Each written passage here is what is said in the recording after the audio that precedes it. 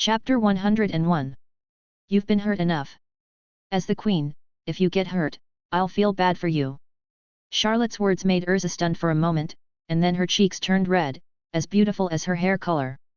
In the guild, although Urza has a beauty that does not belong to Myra, because of her strong style and domineering spirit, everyone still loves her more, or it can be said that, they fear her. In the past, everyone's praise for her was always for her various deeds and powerful strength, and there was no such situation of praising her for her beauty and gentleness as Myra did. Not to mention Charlotte's words of heartache for her. Such words, no matter how you look at it, are more like sweet words between lovers. It was the first time Urza heard such words, and she was naturally a little uncomfortable.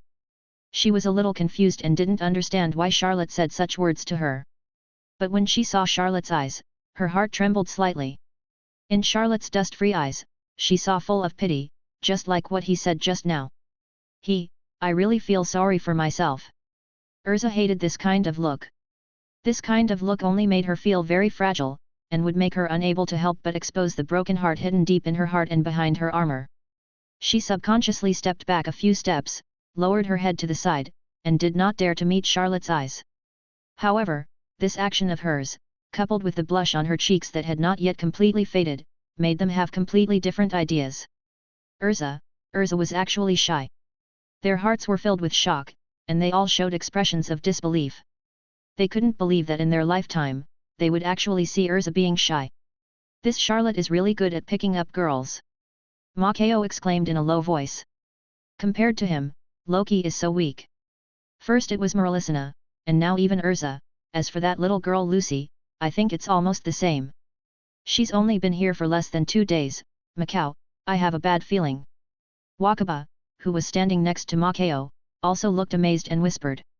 The two looked at each other and understood each other's meaning. If this trend continues, this Charlotte will not seduce all the girls in their guild. After all, if he could even conquer Urza, it was hard for them to imagine that there was any girl he couldn't conquer.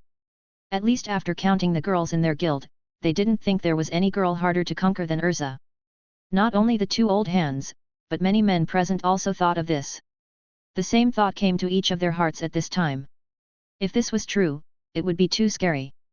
Charlotte, and Urza. Myra, who was in the crowd, naturally saw this scene.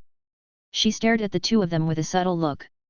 She vaguely remembered that when she and Charlotte first met in the Beast King Mountains 2 years ago, Charlotte said that he was very interested in the Fairy Queen. Could it be that his idea has not changed in the past 2 years? Thinking of this, Myra's watery eyes flashed with a complex light. She looked at Urza, her former rival. The two of them used to be unable to control their desire to compete no matter what. But after she made a change 2 years ago, not only did she attack less and less, but her personality change also made her no longer have the idea of competing with Urza. However, after 2 years, this idea appeared in her mind again. Moreover, this time, she wanted to win more than ever before. Neither Charlotte nor Urza knew that this simple action of the two would actually cause so many strange ideas to arise in everyone, even including Myra. Without mentioning the fairy tale, when Joseph discovered that Jupiter's attack had no effect, his face darkened. When he saw the figure in front of Urza, his pupils suddenly shrank, and his face was full of surprise, as if he was very surprised that this person would appear here. At this time, Charlotte looked up, and his eyes also fell on him, with a slight smile on his lips, and his voice was not loud but just enough for him to hear. "We meet again, Joseph." Joseph laughed and said, "This is really a surprise to me. I didn't expect to see you here again. How about reconsidering joining my guild? I have always kept the position of vice president for you." Joseph's words immediately caused an uproar among the fairy tale people. The leader of Phantom Guild is actually inviting Charlotte to join their guild. How could that be possible? Charlotte couldn't agree to him. Even if they want to join, they must join our guild. How could Charlotte go to such a bunch of rubbish as Phantom? Everyone in Fairy Tale was in a commotion because of Joseph's invitation to Charlotte. Although they had known Charlotte for a short time, they already regarded him as their friend. Not only Fairy Tale, but even Phantom, in the guild castle, the members of Phantom felt incredible after hearing the words of their president. Moreover, many people's faces changed slightly, and their eyes looked in one direction.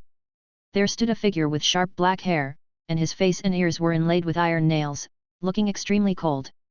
This person was now shrouded in a layer of black air all over his body, and the cold breath he exuded made the members of the same guild around him palpitate. Gajeel Red Fox. He masters the same Iron Dragon Slayer magic as Natsu, and is also the vice president of the Phantom Ruler. Just now, Joseph's words reached his ears clearly, including the sentence, "I will always keep the position of vice president for you." If the position of vice president is reserved for that person, then what is the point of him being the nominal president of the Phantom now? If the person outside agrees, will he have to hand over the position of vice president to that person? A cold light flashed in his eyes, and there was murderous intent emanating from his body. It's just that no one knows whether his murderous intent is directed at Fairy Tail, or Charlotte, who is about to take his position as vice president, or, he is the ambitious one, President Joseph. He sneered, and uttered a disdainful sound that only he could hear. Vice President? Who cares? Chapter 102. Myra looked at the people in the commotion and shouted, "Everyone, be quiet. Don't you all believe in Charlotte?" Hearing Myra's words, the people in the commotion were stunned for a moment, and then gradually quieted down, but their eyes all looked at Charlotte at the same time. Charlotte looked at Joseph, and the latter's ugly smile was reflected in his dark pupils. He sneered and said, "President Joseph really has a special liking for me. But I have already expressed my attitude a year ago. Moreover, there is one thing. If President Joseph knew, I think he would probably take back what he just said." "What's the matter?" Joseph asked in confusion. In fact, Joseph had already expected Charlotte's answer, but he was drooling over Charlotte's strength and potential. With great ambition in his heart, he naturally didn't want to miss such a genius. "You only have 2 of the 4 elements under your command," Charlotte said with a teasing smile. Joseph's face darkened when he heard it. "Did you do it?" Charlotte just smiled and didn't answer, but Joseph was clear-headed and finally understood why he sent out 2 of the 4 elements but failed to catch a newcomer, and even the news disappeared. It turned out that it was not the strongest candidates of Laxus who came back as he had previously speculated, but Charlotte's action. "Good. Very good. Is this your answer?" Joseph laughed angrily, looked at Charlotte sinisterly, and then uttered 4 big words. "Lord of the Red Lotus! Lord of the Red Lotus!" When these 4 words came out, many people in the fairy tale looked at each other in bewilderment. Was this referring to Charlotte? Only a few people stared with wide eyes, surprised, including Myra and Urza, the 2 strongest members of the fairy tale present. Charlotte is actually the Lord of the Red Lotus. Urza and Myra looked at each other, and both saw the same shock in each other's eyes. As S-class wizards, they knew more about some of the secrets of the magic world than others. They both knew that in the past 2 years, a mysterious man had turned the dark world upside down. Except for the 3 giants of the Balam Alliance, all other dark guilds were more or less affected. The whereabouts of that mysterious man have always been strange. Every time he made a move, there was no pattern and no trace left. No matter whether it was the righteous side or the dark side, the number of people who knew his true identity was no more than 5 fingers. That's why no one knew his last name.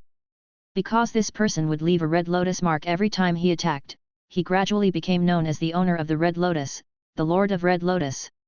There were only 5 people who knew the identity of the Lord of Red Lotus, and Joseph was one of them.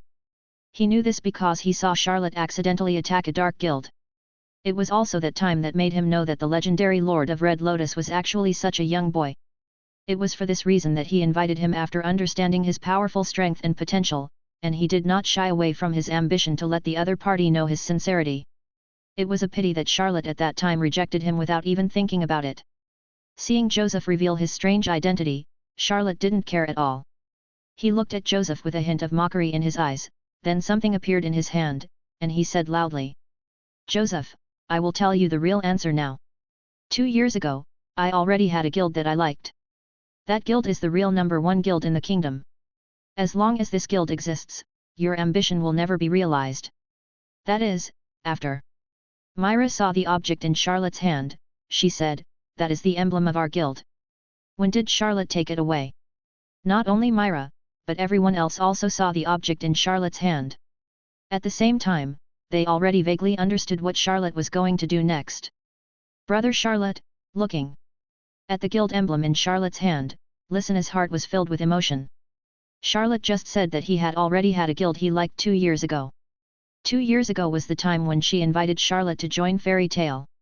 It turns out that brother Charlotte had already promised me at that time. Lysina murmured happily. She had been thinking of all kinds of little ideas these past few days, wanting Charlotte to join the big family of Fairy Tale, but she didn't expect that Charlotte had already made a decision without her even asking. If it weren't for the confrontation with Phantom, Lysina would have gone up to give Charlotte another little kiss as a reward. Under the expectation of everyone in Fairy Tale and Joseph's gloomy gaze, Charlotte slowly raised the guild emblem in his hand and gently pressed it on the back of his right hand. A deep blue Fairy Tale emblem was engraved on the back of his hand. From today on, we are a family. Charlotte turned to look at the people behind him and smiled.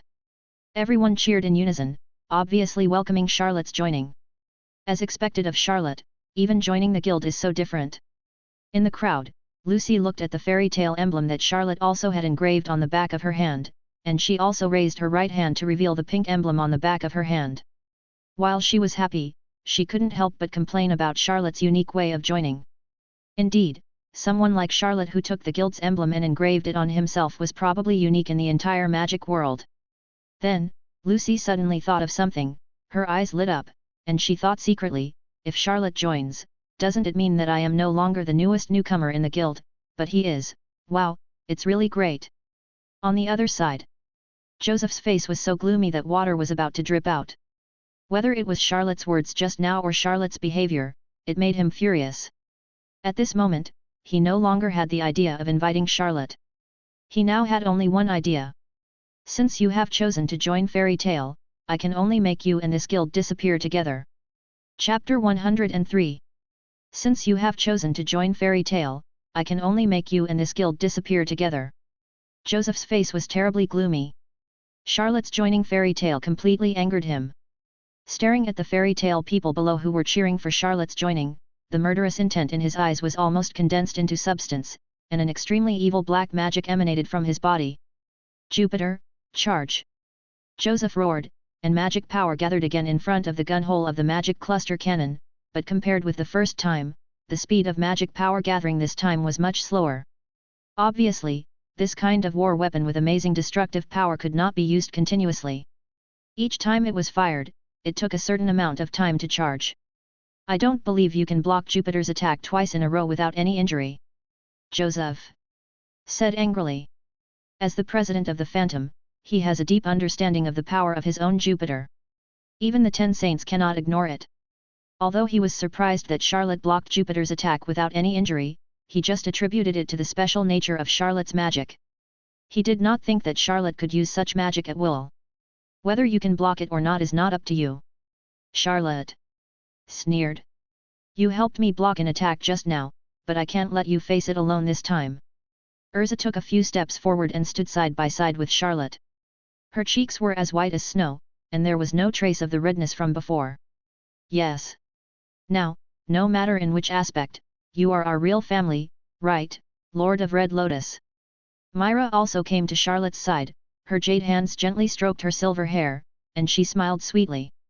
When she said the 4 words Lord of the Red Lotus, her tone was full of ridicule.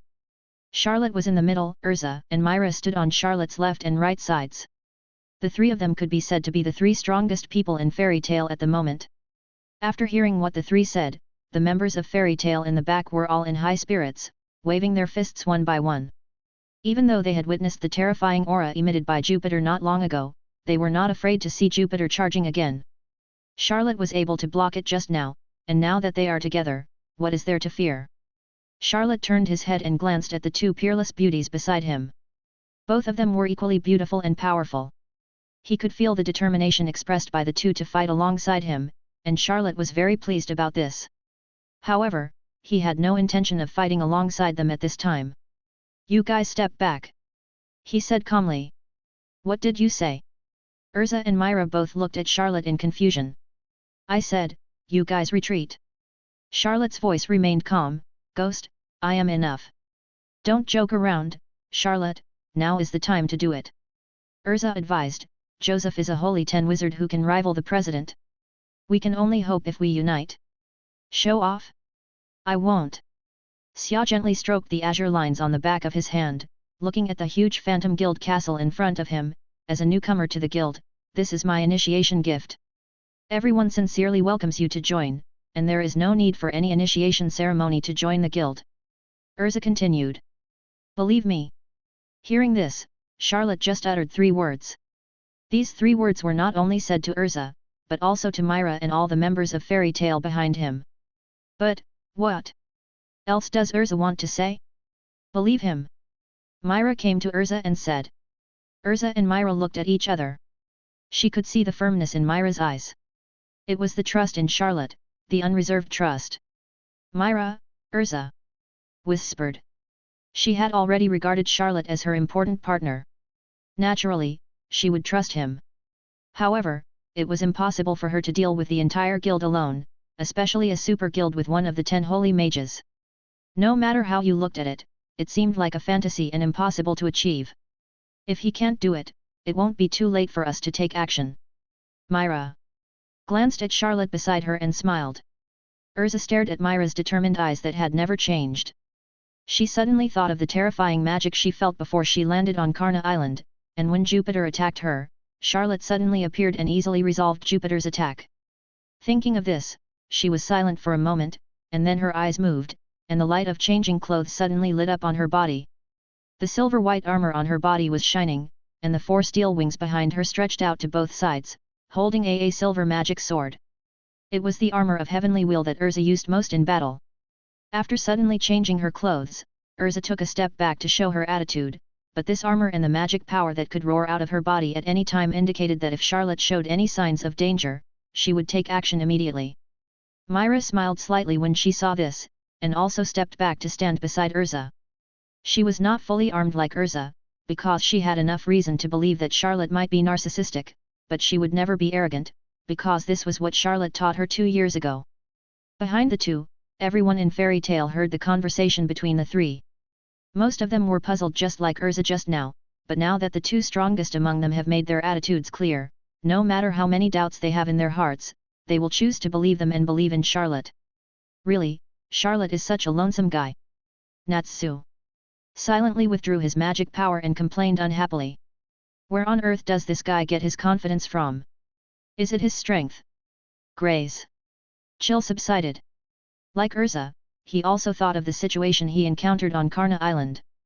Moreover, he felt the terrifying magic power more clearly than Urza at that time. Thank you, everyone. With his back to everyone, Charlotte smiled faintly, and then, under the gazes of everyone, who were either convinced, worried, or nervous, he walked step by step towards the Phantom Guild Castle. In the Phantom Guild Castle, Joseph watched this scene silently. Although his expression did not change, the murderous intent in his eyes became stronger. Obviously, Charlotte's arrogant attitude made him, who had always been in a high position, feel greatly insult. Swish! Suddenly, Charlotte's eyes narrowed, the sword in his hand shone with cold light, and he swung it out. The sharp sword light swept across the sky, and the target was Jupiter who was charging. Although he was sure that he could block Jupiter's attack again, he did not intend to let Jupiter attack again. Chapter 104. Dark Spiral. At the moment when Charlotte swung his sword, Joseph on the castle also made a move. He stretched out one hand, and a dark purple magic circle appeared in his palm. Whoosh! A huge amount of magic power rolled out from the magic circle, colliding with the sword light swung by Charlotte in the shape of a spiral. Swoosh! At the moment of collision, the sharp sword light directly cut the spiral magic power apart. However, the cut magic power did not dissipate, but rolled back and entangled with the sword light. While consuming itself rapidly, it also consumed the sword light. Ghost arrows. Joseph's face was calm, and he waved his hand again. Rays of dim light flew out from the magic circle and turned into black arrows in the air. In an instant, the sky was covered with a rain of arrows. Seeing this, Charlotte just smiled coldly and looked up at the sky, with a blue light flowing in his eyes. The rain of arrows reflected in his pupils suddenly disappeared from his eyes, and then the rain of arrows in his sight gradually turned transparent and disappeared before they fell. Seeing this scene, Joseph frowned slightly. Although he didn't think that this trick could get rid of Charlotte, he didn't expect the latter to resolve it so easily, and the means of resolution made him puzzled. Joseph was puzzled, and Charlotte would not explain it to him. After the rain of arrows disappeared, he was a blur suddenly appeared in front of Jupiter. Feeling the magic power that was constantly gathering above, Charlotte grinned, slowly raised his sword, and swung it down fiercely. While swinging the sword, he did not forget to look at Joseph above with a mocking look, and clearly saw the latter's ugly face that had turned livid. Boom! A more fierce and brilliant sword light flew out than before. With this slash, Jupiter's turret was directly split into two, and the sword light did not slow down at all, and rushed directly into the castle along the barrel. Not long after, a roar was heard in the castle, and the whole castle shook slightly. Feeling a huge magic power disappear in the castle, Charlotte's lips slightly raised, and Joseph's face became even more livid. He knew that this was because the magic crystal charged inside Jupiter was destroyed. Jupiter is destroyed. That's really great, Charlotte. I knew that this kid Charlotte wouldn't give in, but did you see how he just made his move? Haha, I haven't either. Seeing Jupiter's turret explode with their own eyes, and feeling the oppressive atmosphere of the magic power disappear, Fairy Tale and the others who were watching in front of the guild shouted in ecstasy. The loss of Jupiter meant that Phantom could no longer blow up their guild's war weapons with one shot. Hehe, you are indeed the genius wizard I have set my eyes on. In the guild castle, Joseph took a deep breath, and a smile appeared on his livid face. However, behind this smile, there was an endless murderous intent hidden. Are you really so naive to think that without Jupiter, you will have no worries? Joseph looked at Charlotte with cold eyes and said in a cold tone, you underestimate the 6-leaf petal guild that I spent a lot of money to build. Oh! Charlotte narrowed his eyes slightly, curled his lips, and looked at Phantom with interest. From what he said, it seemed that this 6-legged mobile guild, in addition to Jupiter, also had more powerful functions hidden. Boom! A loud buzzing sound rang out. Under the guild castle, the 6 mechanical legs supporting the castle suddenly extended upwards, raising the entire castle to a higher level. Then, there was a continuous click of mechanical operation sounds from the castle. Under the shocked eyes of everyone, Phantom's castle began to reassemble. Not long after, the original 6-legged castle was completely changed. An extremely huge mechanical giant stood in everyone's sight. What is this? Huge, giant. Are you kidding me?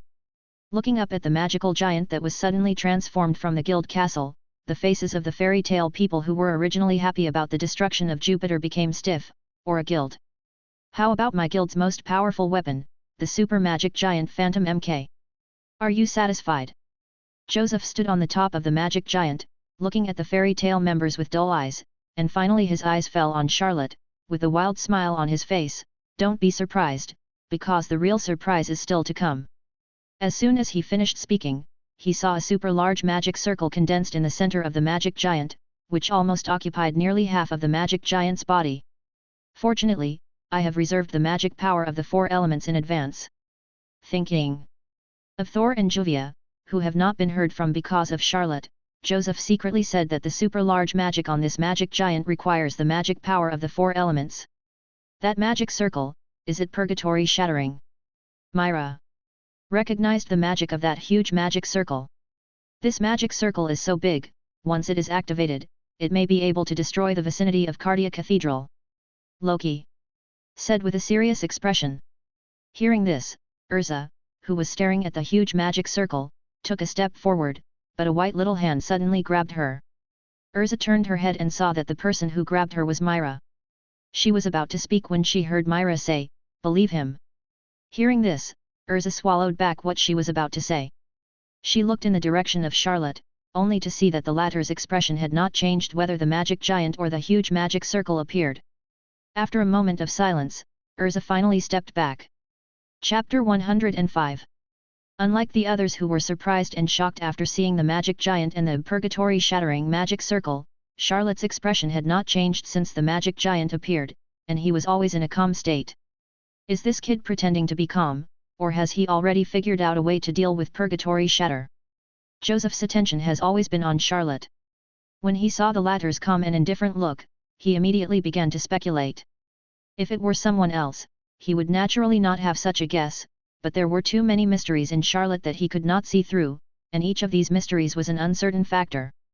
Moreover, he had a strange feeling in his heart, always feeling as if he had forgotten something, but no matter how hard he tried to recall, he just couldn't think of it. A good guild, they must have spent a lot of money on it. At this moment, Charlotte finally spoke. But his words confused Joseph, who had no idea what Charlotte meant by this. Soon, he saw a smile on Charlotte's calm face, a very strange smile. If so, then I think President Joseph, you may soon have to say goodbye to the guild that you have invested so much money to build. What do you mean? Joseph said in a deep voice. What do you mean? You will know soon. Charlotte didn't say much, his eyes flashed with a blue light again, and the entire magic giant was reflected in his pupils, especially the huge magic circle in the center of the magic giant, which was particularly clear in his eyes. Seeing this, Joseph couldn't help but have a bad premonition in his heart, and then he felt that the magic giant under his feet began to shake violently. Then he found that the mechanical parts of the magic giant, which were made of heavy metal, were actually showing layers of mottled rust at a speed visible to the naked eye, and they were still decaying as time went by. This discovery shocked Joseph. Others don't know, but he knows very well that these heavy metal materials used to build the magic giant are all worth a fortune, and their sturdiness is first class. Under normal circumstances, even after hundreds or thousands of years, there will be no signs of decay. However, now, suddenly, a picture flashed through Joseph's mind. He finally remembered what he had forgotten. He was one of the few people who knew Charlotte's identity as the Lord of the Red Lotus, and naturally he was also aware of what Charlotte had done in the past 2 years. The most striking thing about Charlotte was his strange method, which was to destroy every dark guild without leaving any clues or traces. Because every dark guild he destroyed disappeared along with the entire guild. As one of the 10 great magicians of the Holy Land, Joseph had achieved great success. Now, he finally figured out what kind of magic Charlotte mastered. Surprisingly, it is the lost legendary magic. My guild, Joseph, who understood Charlotte's magic, naturally knew what Charlotte was doing to his guild at this moment. He immediately shouted angrily, and the extremely evil magic power in his body gushed out, "You dare! Haha, why shouldn't I dare?" Faced with the furious shout of a Saint 10, Charlotte was not afraid at all. He laughed loudly, and the azure light in his eyes became even brighter. "You are looking for death."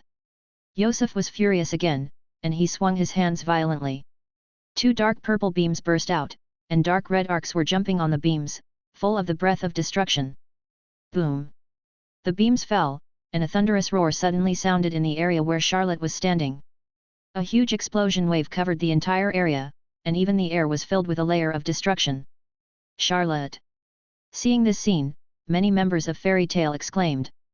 However, they soon saw that in the huge explosion wave, a blue light shone up, and in the blue light, a figure stood intact in it. It was Charlotte. Seeing this, the Fairy Tale members who had just exclaimed breathed a sigh of relief, while Joseph seemed to have a dark cloud over his head. His face was gloomy, not only because he did not take down Charlotte with this move, but also because during this period, the decay of the guild under his feet was still continuing, and it was nearing the end. Purgatory shattering the magic circle disappeared early because of the decay of the internal structure. Inside the magic giant, the members of the Phantom looked around, each with a look of horror. What did they see? Their magnificent guild seemed to have experienced thousands of years. Under the erosion of time, it became dilapidated, and this trend became more serious as time went by. Boom! Suddenly, the floor under their feet broke and turned into a pool of powder. The members who were originally on the 2nd and 3rd floors fell down one by one. Run! The guild is about to collapse. Someone shouted, and everyone ran out in panic. But before they could get out of the guild, they suddenly stopped because they realized they didn't need to run anymore, because their guild was already gone. Without any trace, completely gone, reduced to the dust of history. Without the magic titan, all of them were exposed to the sun, exposed to the sight of everyone in Fairy Tale. President. Soon, they saw their president Joseph standing at the front with his back to them. Although they could not see his expression, they could feel the cold aura emanating from him. This aura made the air around them heavy. They were so depressed that they subconsciously held their breath, fearing that a breath would anger Joseph. Chapter 106. The Phantom Guild has disappeared.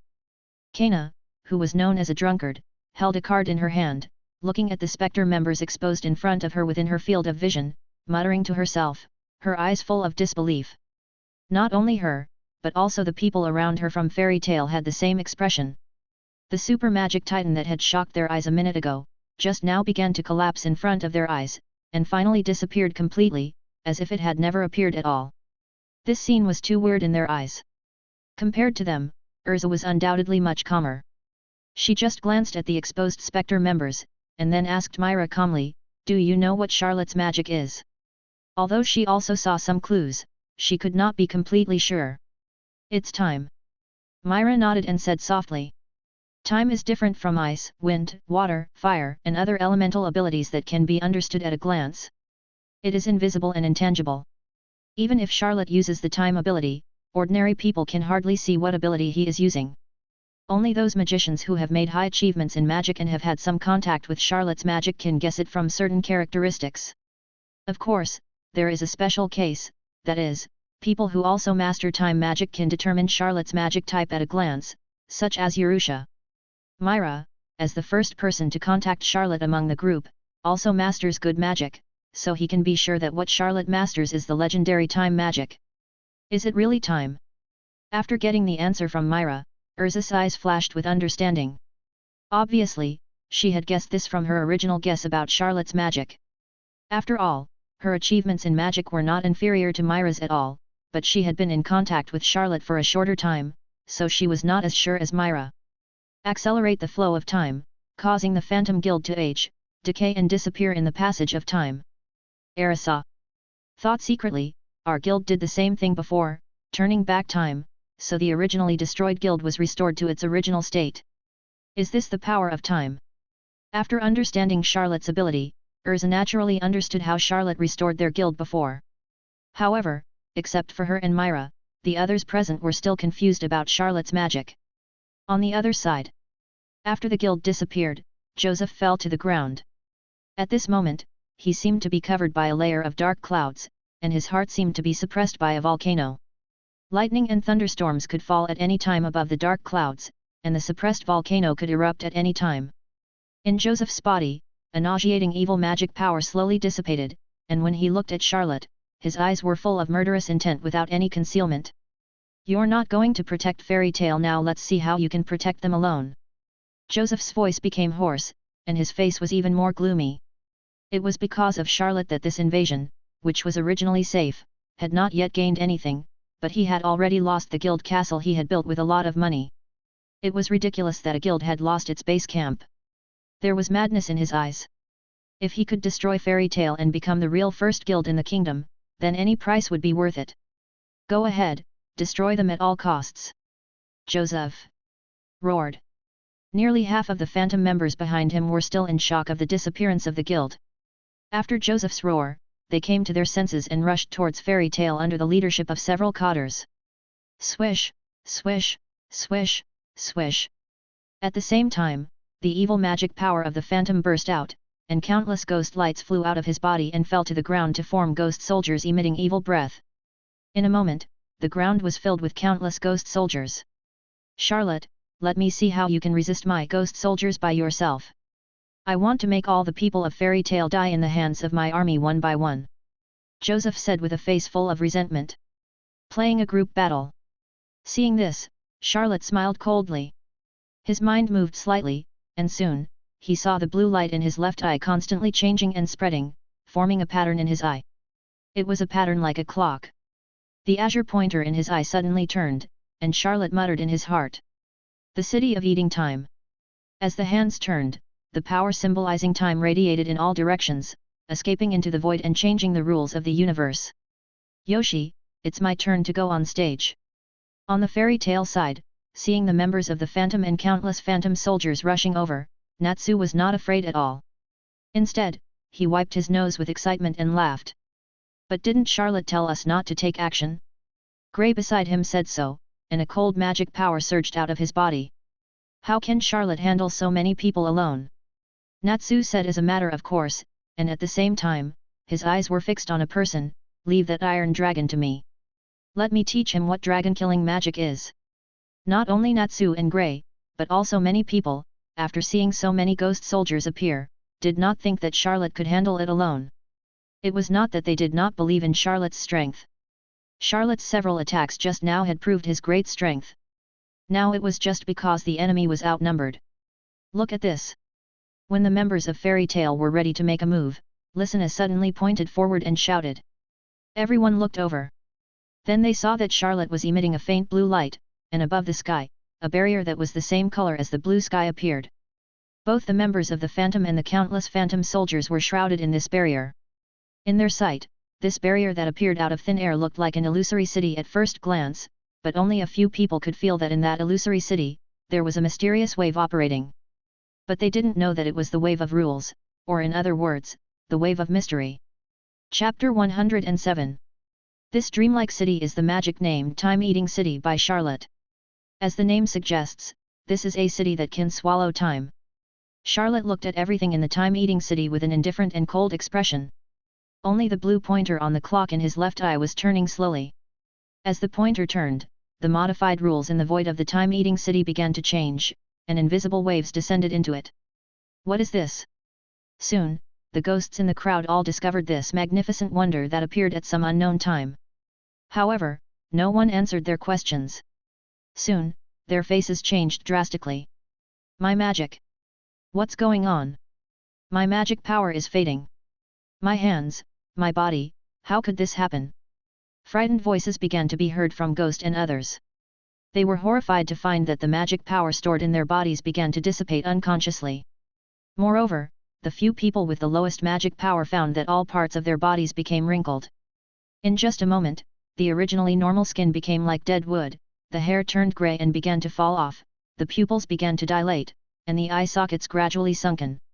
In the blink of an eye, they changed from young and middle-aged people to old men who were entering their twilight years and had not much time left. The face aged in the blink of an eye. It's nothing more than that. This is the power of the rules changed by the city of time-eating, the power of swallowing time. As mentioned in the preface, for any magician, magic power is closely related to their lives. The more powerful the magician, the more so. Just like Makarov, whose magic power was taken away by the four elements Arya, without his magic power, his life was like a candle in the wind, crumbling. And when the time-eating city devours their time, it is also devouring their magic power. Among them, those magicians with low magic power, the magic power in their bodies is devoured in just a moment. It is precisely because of their too much and low magic power that even if their magic power is all devoured, it will not affect their lives. However, without their magic power, the power of the time-eating city will naturally operate directly on their real lives. Devouring time is actually devouring life. The tragic situation in the city of eating time is still there. I am dying. One of the phantom wizards, who had just entered his prime but was like an old man in his twilight years, felt the last flame of life in his weak body fading away. His old face showed a miserable expression, and finally, as the last ray of light in his eyes faded, he fell down, and his breath of life completely disappeared. Such a scene was played out in the city of time.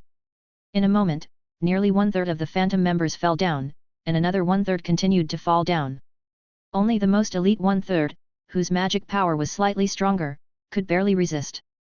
After all, this was a range-type group magic involving rules, and the effects produced when facing wizards of different magic levels were not the same. From this, it can be seen that although the number of phantom members is large, their strength is uneven. Obviously, Joseph has completely ignored the quality of the lower-level members in his pursuit of the first guild in the kingdom. As long as there are many, there are cases of ants biting elephants to death. It is not uncommon in the magic world. Since he learned this magic half a year ago, this was the first time that Charlotte used it on a human wizard.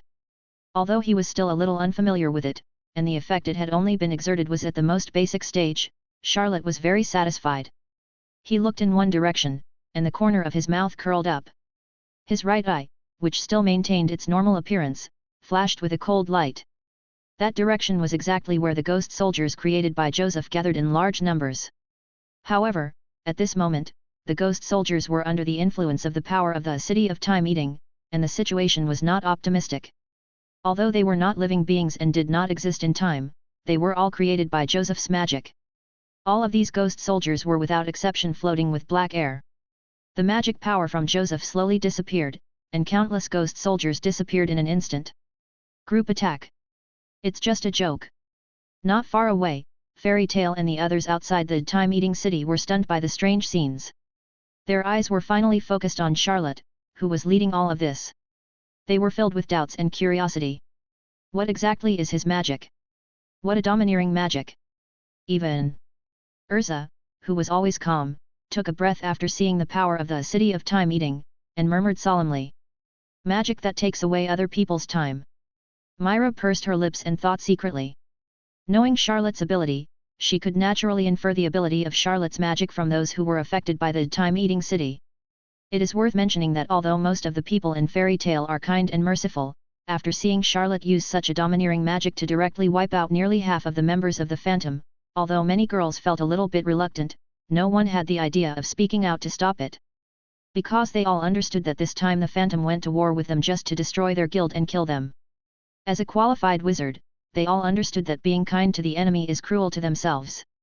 Therefore, their kindness and mercy are for those kind people and ordinary people, not for the enemy. What's more, their leader is in critical condition because of the ghost. How can they have any mercy on the ghost? They want to kill him as soon as possible. At this time, a roar suddenly sounded. Iron Dragon Stick! I saw a pitch-black iron stick the size of an adult's arm, stretched out from a distance, and flew towards Charlotte's face. However, Charlotte seemed to have expected this. Before the iron stick hit his face, he tilted his head slightly, dodged the iron stick, raised his right hand, grabbed the iron stick with 5 fingers, and held it tightly in his hand. At the same time, his eyes followed the direction of the iron stick to the figure at the end. It was the Vice President of Phantom, Iron Dragon Slayer Gajeel, and this iron stick was his Iron Dragon arm. Chapter 108. But compared to the other members, his strength was undoubtedly much stronger.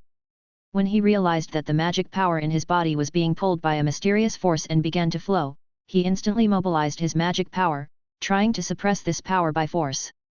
However, his suppression did work, but when it was suppressed to a certain extent, this power seemed to have reached a critical point. No matter how he mobilized his magic power to suppress it, this power always kept the magic power in his body flowing away at a balanced speed. The speed was not fast, but it was still deadly. From the members around him who died of aging, Gajeel could guess that if he could not completely get rid of this situation, then sooner or later he would follow in the footsteps of these people and die of old age here. Therefore, his eyes were finally locked directly on Charlotte, and he could not help but how to dispel this magic. He knows that as long as Charlotte, the caster of the magic, falls, the magic will be automatically dispelled. But at the same time, he also knows that Charlotte is not so easy to deal with. Whether it is from Joseph's previous admiration and respect for him, or the strange magic he has displayed since his appearance, all confirm this. What's more, because he has to suppress that power all the time, he can't exert his due strength at all. In this way, the chance of defeating Charlotte becomes even smaller. But what can he do because of the situation? He has no other choice. Moreover, he also wants to meet Charlotte, the guy who almost abolished his position as the Vice President of Phantom, to see if he is really as powerful as Joseph praised him. Although at this moment, because of what Joseph said when he invited Charlotte, he also has murderous intentions towards his own president. Iron Dragon Stick! He threw a punch, and the arm that turned into steel stretched out. Charlotte grabbed the Iron Dragon Stick with one hand, and after taking a look at Gajeel, he turned his gaze to the Iron Dragon Stick in his hand, sneered, and blue light surged in his palm. What will happen when steel meets time? The answer to this question has been shown on the previous Super Magic Giant. On the black Iron Dragon Stick, a layer of red mottled rust appeared at a speed visible to the naked eye, spreading rapidly from Charlotte's end to Gajeel's side. In the spot the moment the rust appeared, Gajeel's face changed drastically. Feeling the abnormality on his arm, he immediately turned ruthless and pulled his arm that had turned into an Iron Dragon Stick suddenly. Then he saw that the long Iron Dragon Stick instantly broke apart, leaving only a section of the normal arm length. The Iron Dragon Stick broke apart, and the rust on it could no longer spread. Gajeel's arm returned to its original state, and a layer of scarlet blood flowed from his entire arm. Obviously, this forced arm cutting was not without cost. Roar of the Iron Dragon! Ignoring the force of his arms, Gajeel gritted his teeth, put his hands to his mouth, and suddenly opened his mouth, unleashing the most classic roar of the Dragon Slayer. The silver roar, like a mixture of countless iron pieces, rushed towards Charlotte. Seeing this, Charlotte remained calm. At the moment when the roar hit him, his body suddenly blurred and disappeared on the spot. How come it's so fast?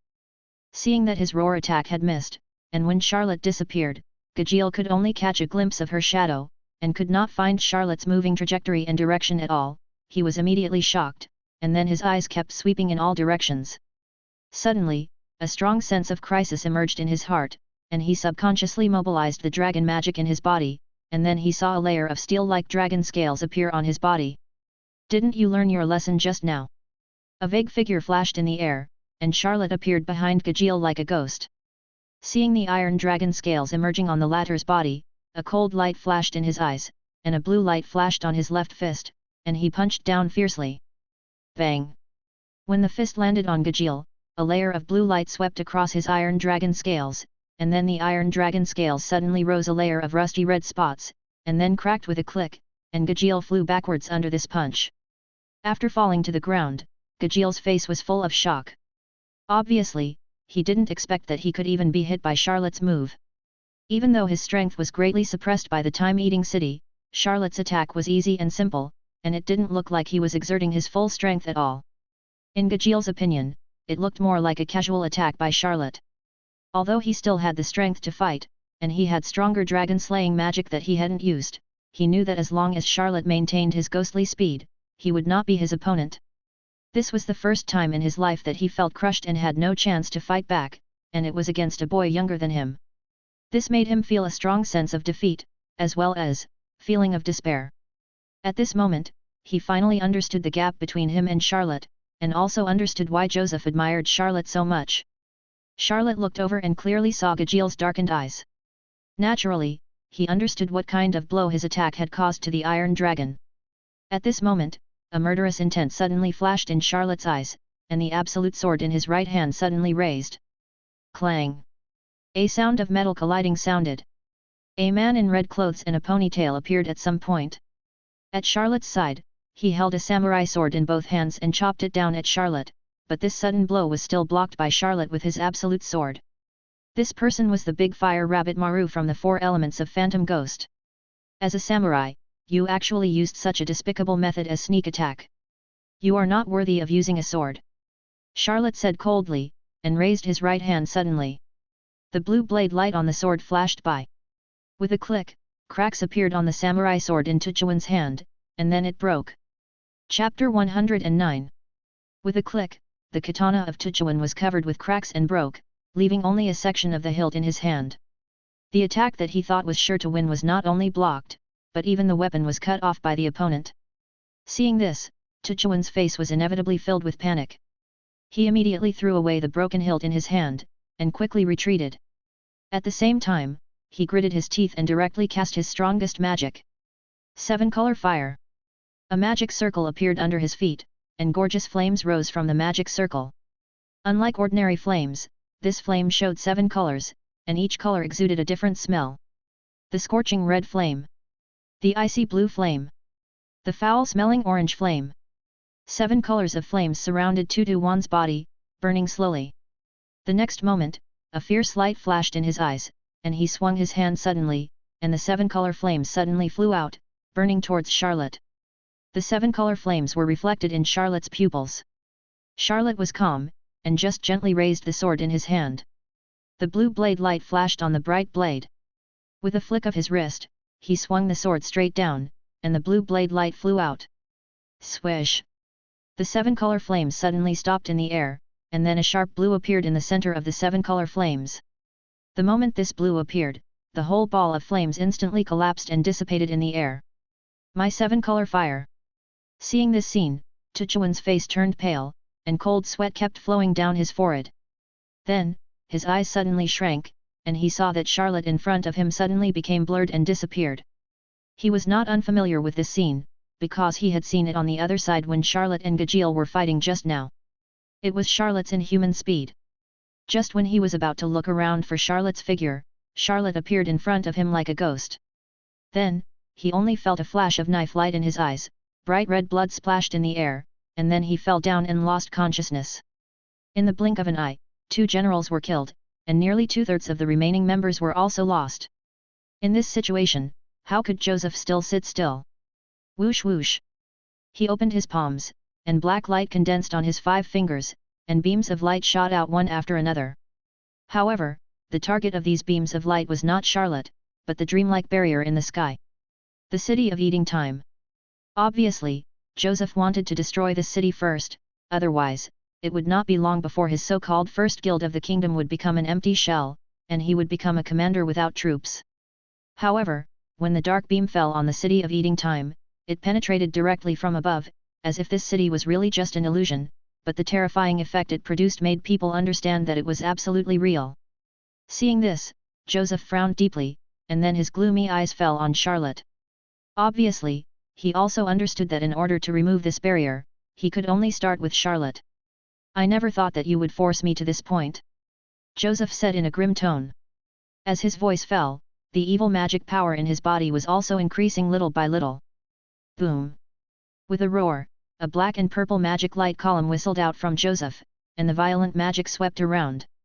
The surrounding land was stained with a layer of evil and gloomy atmosphere under this magic. The black and purple magic light column rushed straight into the sky, directly cutting through the clouds in the sky. There was a strong wind around, and the whistling wind was whistling. The wind and clouds changed color. This was the situation that would only be obvious when the great magician of the 10th level of the saint burst out his magic power with all his strength. Obviously, at this moment, Joseph was no longer going to hold back. Such a powerful magic! When the people of Fairy Tale felt the magic fluctuations that erupted when the magic beam was formed, their faces changed slightly. Even Myra and Urza looked solemn. Even though they were S-level, they believed that their magic power was far inferior to the powerful magic that Joseph erupted at this moment. However, when many people were worried, they suddenly felt that another magic appeared on the field. Charlotte! Their eyes all fell on Charlotte. Charlotte lowered his head slightly, and when he looked up at Joseph, the corners of his lips suddenly rose. Boom! The vast magic power burst out. A blue light column that did not belong to Joseph at all roared out from Charlotte, also rushing into the sky, changing the color of the wind and clouds, and competing with the dark purple magic power on Joseph. How is it possible? Joseph's face changed, and he shouted in disbelief. He had always admired Charlotte, especially when he found out that Charlotte's magic was the legendary time magic. However, this did not mean that he would think that Charlotte had mastered magic that could rival his at such a young age. However, now that the facts were before him, he had no choice but to admit it. "President Joseph, let's have a hearty fight." Charlotte looked at Joseph, his eyes burning with fighting spirit. So far, Joseph, as a Saint 10, was definitely the most powerful opponent he had ever encountered. He really wanted to know, in normal mode, how long would it take for him to defeat a Saint 10 magician. As for losing, sorry, he had never thought about it. "Don't think you can be arrogant in front of me just because you have the same magic power as me, you are still far from it. Little devil." The expression on Joseph's face calmed down, staring at Charlotte, and said in a gloomy voice. Charlotte heard it, but didn't say anything more, just smiled coldly, and the huge magic power burst out, and the whole person suddenly rushed up. "It's almost the same, you will know soon." Chapter 110. In the sky, magic circles appeared one after another. Dark tide. Dark purple arcs entangled the magic circle, and evil magic power escaped from it, forming boundless darkness, sweeping towards Charlotte from all directions. Looking at the boundless darkness sweeping around, Charlotte's eyes flashed with coldness, and he raised the sword in his hand and slashed in all directions. In a flash, several sword beams fell on the boundless darkness, directly and forcibly cutting it apart with incomparable sharpness. The darkness disappeared, and Charlotte locked onto Joseph with one eye. The whole person flashed with blue light and appeared in front of him, with his hands. The Zhongju knife slashed down instantly. However, when his knife fell, it went straight through Joseph's body. The next moment, Joseph's body turned into a ball of darkness and dissipated into the air. Seeing this, Charlotte was not annoyed at all. He just smiled coldly. Then the blue light in his eyes flowed, and his body became blurred again, and also disappeared from the spot. Swish! Swish! Almost at the same moment, in an open space more than 10 meters away from here, the sound of breaking wind sounded one after another, and two figures flashed out one after another. "This time, let's see how you can dodge." As soon as he appeared, Charlotte did not hesitate at all, and swung his sword fiercely, cutting Joseph in the waist. Seeing this, Joseph could only swing his palm, and a magic circle condensed on the palm, and a huge amount of magic power gushed out from it. Bang! In an instant, the azure blade light on the sword burst out and collided with Joseph's magic power. A violent wave of air suddenly rose around the two of them, and even the surrounding space was faintly vibrating. The seemingly simple fight between the two was actually a real contest of the Holy Ten. Every move contained unimaginable power. It seems that you are going to cause a catastrophe. Feeling the sharp aura transmitted from the absolute sword, Joseph smiled grimly and shouted in a deep voice. So what? Upon hearing this, Charlotte also shouted softly, and at the same time, the blade light on the absolute sword surged again. Joseph's palm shook violently, and then his body turned into darkness again and disappeared from the spot.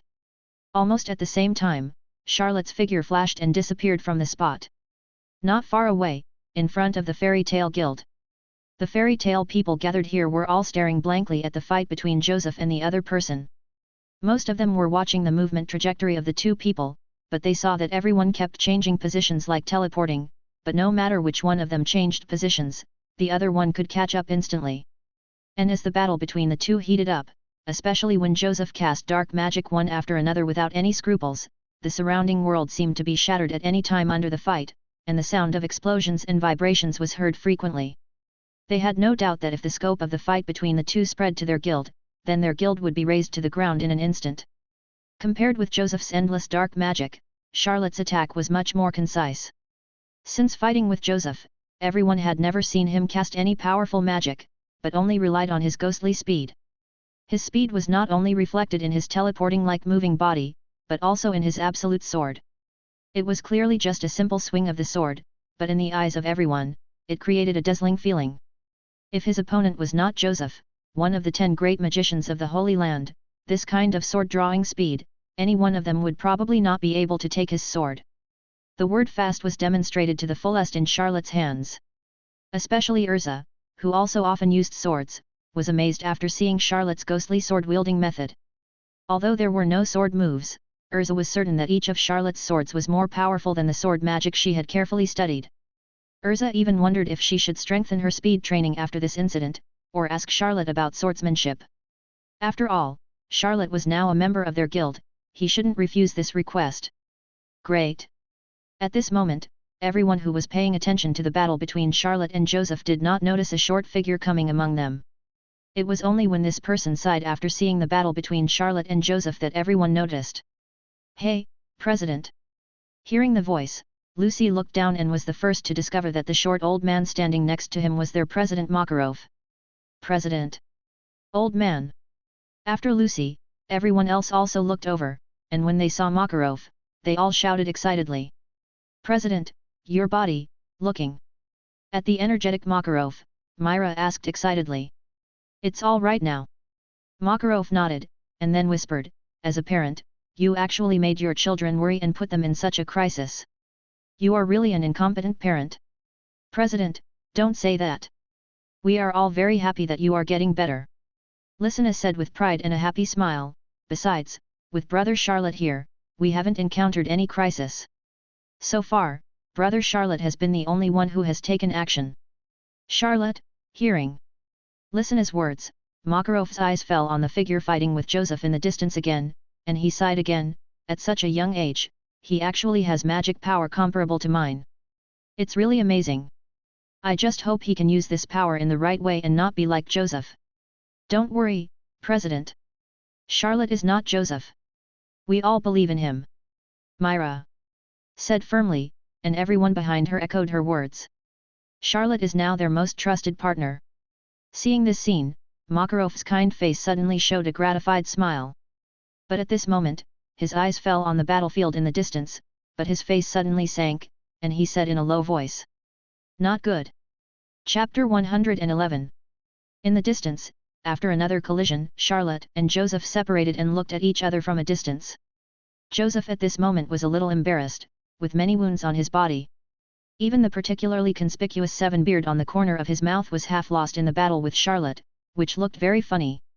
In comparison, Charlotte's condition at this time was undoubtedly much better. Not only was his body unscathed, but the magic power in his body was still full, almost the same as before Joseph's fight. From this, it can be seen that in the fierce fight just now, Joseph, as one of the 10 great magic guides of the Holy Land, was actually at a disadvantage. It was precisely because of this that Joseph's expression at this time could be said to be as gloomy as he could be. He really couldn't believe that he had almost used all his strength, but not only failed to take down Charlotte, but was actually at a disadvantage during the fight. The strength shown by Charlotte was far beyond his expectations. Or, he who had been very optimistic about Charlotte before this still underestimated Charlotte's potential. And at this moment, the two people standing opposite each other, a subtle expression flashed across their faces at the same time. It's time to end it. They both thought so. Whoosh! Dark beams. Joseph suddenly waved his hands, releasing several dark beams from his hands, whipping towards Charlotte. Swoosh! Charlotte's sword slashed out quickly, and the sharp blade light flashed, easily cutting off these dark beams. However, after seeing this scene, Joseph was not annoyed, but a sinister smile appeared on his face, and finally he laughed out loud. Haha, Charlotte, you are really careless. Are you really so naive that you think I don't have any backup plan? Haven't you noticed that one of my 4 elements has never appeared? It's over. Everything is over. I wonder if you will regret not accepting my invitation when your magic power disappears like that stinky old man Makarov. Haha. While Joseph was laughing, a large dark green figure had quietly appeared behind Charlotte. This person was wearing a large dark green coat and a dark green hat on his head. The weirdest thing was that he had an eye patch over his eyes. This person was the last and most powerful of the 4 elements who had not appeared since the beginning of the war, Dekong Alia. At this time, tears kept pouring out of Alia's eyes with the eye patch, and she said sad words excitedly. Wow! Wow! Too sad! What a powerful magic! At such a young age he has magic comparable to that of the president, it's a pity that it will soon disappear forever, it's so sad. As she spoke, Alia put her hands together, and a human wind magic condensed in her palms. Airspace, destroy! The wind magic in her palms burst into a dry force, and under the push of Alia, it fell on Charlotte. In an instant, the magic in Charlotte's body quickly dissipated under this exhausted magic. Seeing this scene, Joseph's laughter became louder, and his ugly face was full of the smugness of a villain. This disgusting face does not look like the president of a large guild or a holy 10 magician at all. In the distance, when Makarov saw Alia's dark green figure appear, his face suddenly changed. Oh no, Charlotte is in danger. Having suffered a great loss from Alia, he knew best what a cruel fate he would suffer if he was attacked by this guy. After saying that, Makarov was about to rush forward, but just as he took a step, he was stopped by Myra beside him. Don't worry, President. Charlotte won't fall for it so easily. Just watch. Myra said earnestly, and then pointed her finger in that direction. Makarov saw this and immediately looked over there. What an ugly laugh. The magic power in her body was exhausted, but Charlotte didn't show any panic on her face. Instead, after hearing Joseph's ugly laugh, she said with disgust. You can ridicule me as much as you want. This is your last chance to speak. I'm afraid you won't even be able to hear my laughter in the future. Although he was a little surprised that Charlotte was still so calm in this situation, after feeling the depleted magic power in the former's body, Joseph's smile became more wanton. I say, it's too early for you to be happy. Charlotte looked coldly at Joseph's ugly face and smiled contemptuously, but you are right about one thing. From now on, I will never hear your ugly laughter again. As soon as Charlotte finished speaking, a dazzling blue light suddenly burst out of his eyes. As soon as this light appeared, it bathed Charlotte's whole body. A strange energy spread in Charlotte's body, and then Joseph felt with horror that the magic power that had been exhausted in Charlotte's body actually flowed back at this time, and in an instant, it returned to its original full state. Joseph's eyes almost popped out of his head at this scene, and he couldn't laugh anymore. Too sad, how can this be impossible? Alia, who was behind Charlotte, was even more terrified than Joseph. The tears that kept pouring out of his eyes suddenly came to an end. He couldn't believe that his airspace magic, which was always effective, was ineffective when it hit the target. Nothing is impossible. A bone-chilling chill emanated from Charlotte's body and enveloped Arya. He shivered subconsciously, and then heard Charlotte's cold words. I've been waiting for you for a long time. Next, let you also feel the despair of running out of magic power. Alia was stunned when he heard this. Wait for me? This person actually said he was waiting for him. Could it be that he had already expected that he would sneak attack him and was prepared to deal with it early? Thinking of this, Alia felt even colder than before, and the coldness came from the inside out. In Charlotte's left eye, the rotating blue pointer suddenly stopped, and then the whole clock slowly rotated like a whirlpool, and finally returned to a point, and at this point, the ultimate brilliance bloomed. At the same time, Charlotte whispered. The City of Eating Time, the End of Eating Time.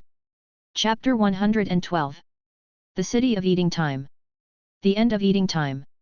The illusory city standing in the sky suddenly burst into an extremely strong blue light at Charlotte's shout. At this moment, the illusion seemed to be evolving into reality. In the void, the power of rules was modified again. The strong blue light, like streams, all converged towards the top of the City of Eating Time. When all the blue lights gathered together, it seemed as if there was an extra sun in the sky, and it was a sun emitting blue light, hanging above the City of Eating Time, bright and dazzling. Boom boom! Suddenly, the power of rules in the void was activated together, and a complicated magic circle condensed on the blue sun. A blue beam of light burst out from it and instantly shone on Alia. Then it was seen that the person illuminated by the blue beam of light. Alia, in almost an instant, the magic power in his body was devoured, and he suddenly changed from a mighty and strong man into a white-haired old man. He didn't even have the strength to stand on the ground. His hunched body collapsed to the ground. He looked so skinny that it seemed that he would fall apart at any time. In his body, the fire of life was like a dying candle, as if a gust of wind could extinguish it and end his life. The end of the eating time. It is the final blow that erupted from all the rule powers of the City of Eating Time. It is a skill that is transformed from a range to a single target. It is also the skill of the City of Eating Time. After devouring almost all of Alia's time, the bright blue light column dissipated into nothingness, and with it, the blue sun and the entire City of Time. As the City of Time disappeared, the ghost members who were originally shrouded in it and still alive at this time, all noticed the changes in their bodies at the first time. Their time stopped passing. After witnessing countless companions around them grow old and die under this power, they thought they would soon reach this point. The moment they noticed the changes in their bodies, they were slightly stunned, and then they understood it in an instant. They survived. Among them, some are already very old but still hanging on, some have entered old age but their lives have not yet come to an end, and some have just shown signs of aging. Because of their own strength, they were affected by the City of Time and their situations changed. But at this moment, no matter how they were, they all cried with joy. For the first time in their lives, they felt the preciousness of time. Even though most of them could no longer become magicians, as long as they could survive this time, they would make the most of the last moments of their lives. Did you survive? Among these people, Gajeel was the best.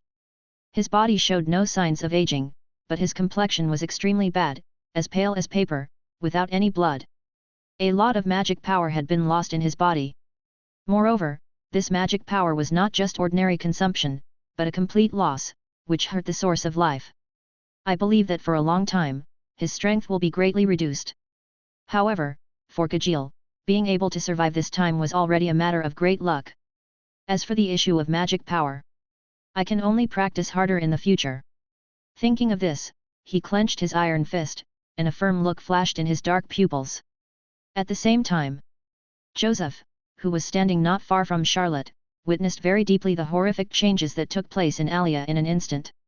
He knew Alia's strength best. Even when she was blindfolded, she possessed S-level magic power. After removing her eye patch, her magic power would skyrocket. Combined with his powerful airspace magic, even he would be quite afraid of her when he used all his strength. And such an Alia, facing Charlotte's magic just now, actually died directly. Doesn't this mean that if Charlotte had used this trick against him before, if he hadn't prepared in advance, would he have ended up like Alia? Thinking of this, he couldn't help but feel scared. Fortunately, from what Charlotte said just now, this trick was specially prepared for Alia, otherwise the consequences would be disastrous. Next, it's your turn. After dealing with Alia, Charlotte's eyes turned and fell on Joseph. Hehe, such a powerful magic, I don't believe you can cast it twice in a row. Joseph said confidently on the surface, but in fact his heart was already in his throat. Under normal circumstances, for various reasons, the more powerful the magic, the more difficult it is to use continuously, but since Charlotte made his move, his methods seemed to have been challenging his vision. So at this moment, even if it is this constant law in the magic world, he dare not guarantee it. Fortunately, Charlotte did not cast magic next, and there was no sign of the illusory city barrier in the sky reappearing. This made his heart settle down a little. Then, all the magic power in his body condensed, and a nauseating breath floated throughout the sky, and the air became oppressive at this time. He now believes that he must get rid of this kid as quickly as possible, otherwise there may be more accidents. Death storm.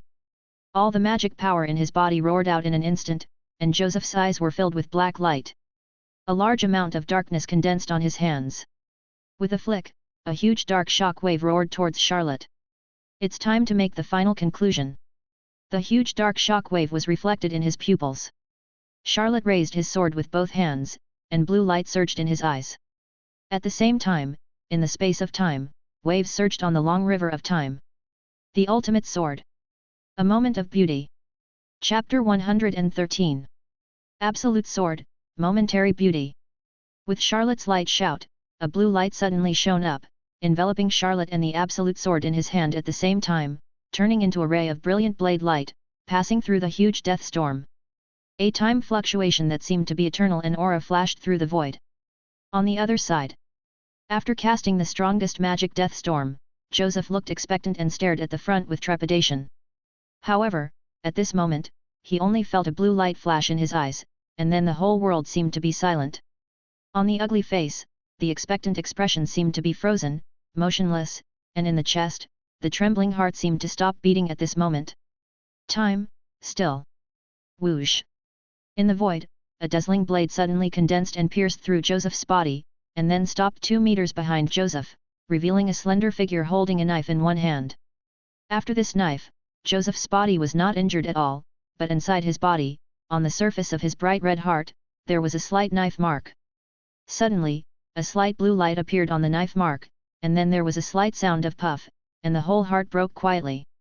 As soon as the heart broke, the light in Joseph's eyes dissipated instantly, and his body lost strength and fell down, which also meant that his life ended. From the time Joseph performed his strongest magic to the time his heart broke, it was only 3 seconds. From Joseph's face that was still expectant, it was not difficult to see that until this moment, he didn't know that he was dead. Because his time was still at the moment 3 seconds ago. Although 3 seconds is short, it can decide a person's life or death, and this person is one of the 10 great magicians. Putting away the sword, Charlotte rubbed his brows. His face was slightly pale, and he could clearly feel that his mind was beginning to become tired. One person was fighting against the entire guild, and it was a large guild that included one of the 10 holy mages. Whether it was the city of time eating used at the beginning or the momentary beauty just now, they all used the advanced power of time, which consumed a lot of energy. However, in this duel, Charlotte also roughly understood how much his combat power was in normal mode. It should not be difficult to deal with ordinary 10 holy mages. Whether it was Joseph or Makarov, although they were all 10 holy mages, they were not ranked high in the ranking of 10 holy mages. It is said that the strength of the top 4 of the 10 holy mages was higher than that of the latter ones, and they were even named the 4 heavenly kings of Ishgar, which can be said to be the 4 most recognized strongest people on the Ishgar continent. After all, there are only 10 holy positions. But there are tens of thousands of magicians. Even though this position is granted by the Magic Council, it is still undisputed among the people. However, those 4 are the only ones that cannot be disputed by anyone who knows their strength and identity. This shows how powerful they are. However, there is a saying that goes, seeing is believing, hearing is false. Charlotte wanted to compete with those 4. Even if their strength is as strong as the rumors say, Charlotte is confident that he can deal with them with the weirdness of his time magic. What's more, even if he loses in normal mode, he still has a trump card with absolute turnaround ability. Joseph, dead. The moment Joseph fell, everyone present, whether it was the members of Fairy Tale or the members of Phantom who were still alive, was stunned. They had thought that Charlotte could defeat Joseph, but they had never thought that when Joseph used his strongest magic, Charlotte would not only not be injured, but would knock Joseph down in one fell swoop, and it was not just a simple knockdown. When Charlotte came to them, the group of Fairy Tale just came to their senses. Charlotte, you actually killed Joseph. Matteo said in disbelief. Hearing this, Charlotte just smiled slightly, and then said, I'm a little tired, so I'll go back to the hotel first. The Phantom made such a big noise this time, I guess the people from the council will be here soon, and this mess is left to you. But I think the people from Fairy Tale should be good at dealing with this. Don't worry, we will take care of the people from the council. Phantom was in the wrong this time, and they can't do anything to us. Myra also noticed a trace of fatigue between Charlotte's brows, knowing that the latter was not as relaxed as he seemed in this duel, but compared with his brilliant record, his fatigue was nothing. Myra said gently, "Go back to the hotel and rest." Yet. Charlotte nodded, then looked at the other people in Fairy Tale, with a smile on his face. "Everyone, I'll take my leave first." After saying that, he stretched his body and turned to leave. "I don't want to deal with the people from the council either." At this time, Lysina suddenly rushed out of the crowd, caught up with Charlotte, hugged his arm, and said in a soft voice, "I will be responsible for sending brother Charlotte back to the hotel." "Okay." Charlotte looked down at Lysina lovingly and smiled softly. What an amazing young man! Looking at the two people's backs getting farther and farther away, Makarov couldn't help but sigh again. Not only Makarov, but other members of Fairy Tale all thought so.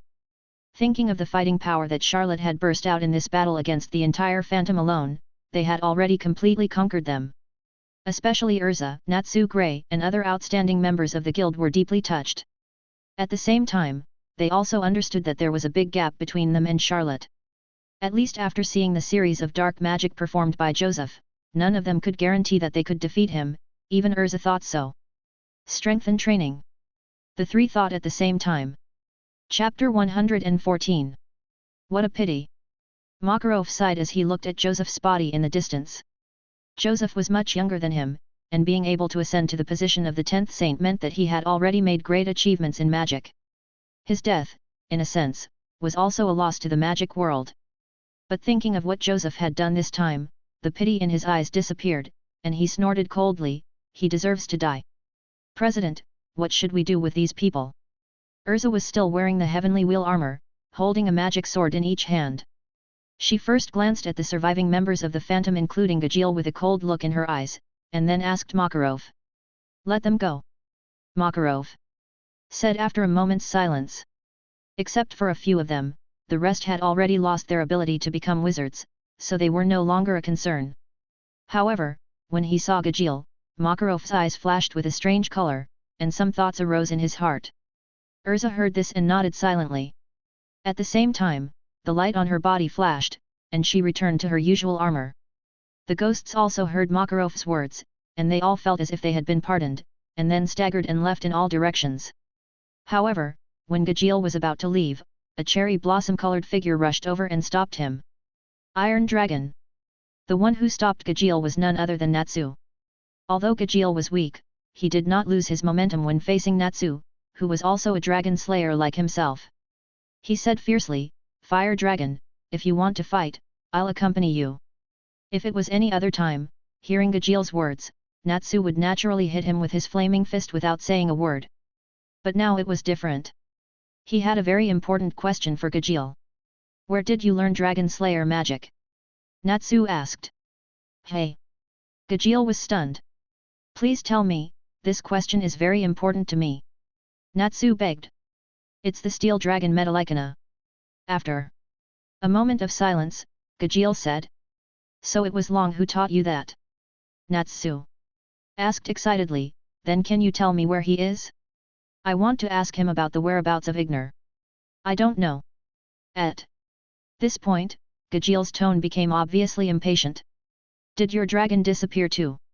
Is that yours too? When did it disappear?" July 7, 777.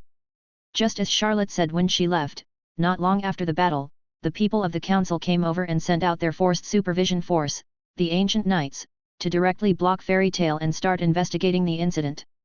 A long time ago, the council had a clear document that regular guilds were not allowed to fight, not to mention that the two strongest guilds in the kingdom of Fiori were fighting this time.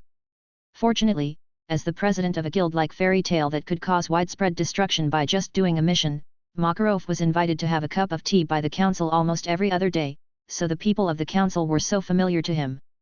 Over time, he became more and more adept at dealing with these people. However, because the incident was too big this time, and the death of Saint Ten was also involved, the investigation took a full week to complete. As for the final result, the Wizard Guild Phantom Ruler was disbanded, and the dead Joseph was removed from the Holy Ten. On the contrary, Fairy Tale only received a few symbolic verbal punishments and was ultimately not guilty. In this week's investigation, Charlotte never showed up from beginning to end, and the same was true for Lysina. The two of them traveled around the first generation of Magnolia and had a great time. However, although Charlotte has never shown up, he is undoubtedly the most eye-catching one in this incident. After the news of this incident spread, whether in regular guilds, dark guilds, the council, or even the Fiori royal family, the name Charlotte has been frequently mentioned for a long time. In particular, Charlotte's identity as the Lord of the Red Lotus was exposed by Joseph in this incident, which directly caused an uproar in the dark world. Combined with Charlotte's record this time, almost all dark guilds regard Charlotte as a thorn in their eyes and want to get rid of him as soon as possible. In the hotel room, standing in front of the window, Charlotte held a communication magic crystal in her hand, reflecting Arusha's beautiful face. "Lord Charlotte, this is what happened." "I understand," Charlotte said calmly. "If there is any other situation later, please report to me at any time." "Tia understands." Putting away the magic crystal, Charlotte leaned against the window, tapping his forehead with his fingers, thinking about what Arusha had reported to him in the past few days. "Will you make me the focus of attention?" Charlotte muttered.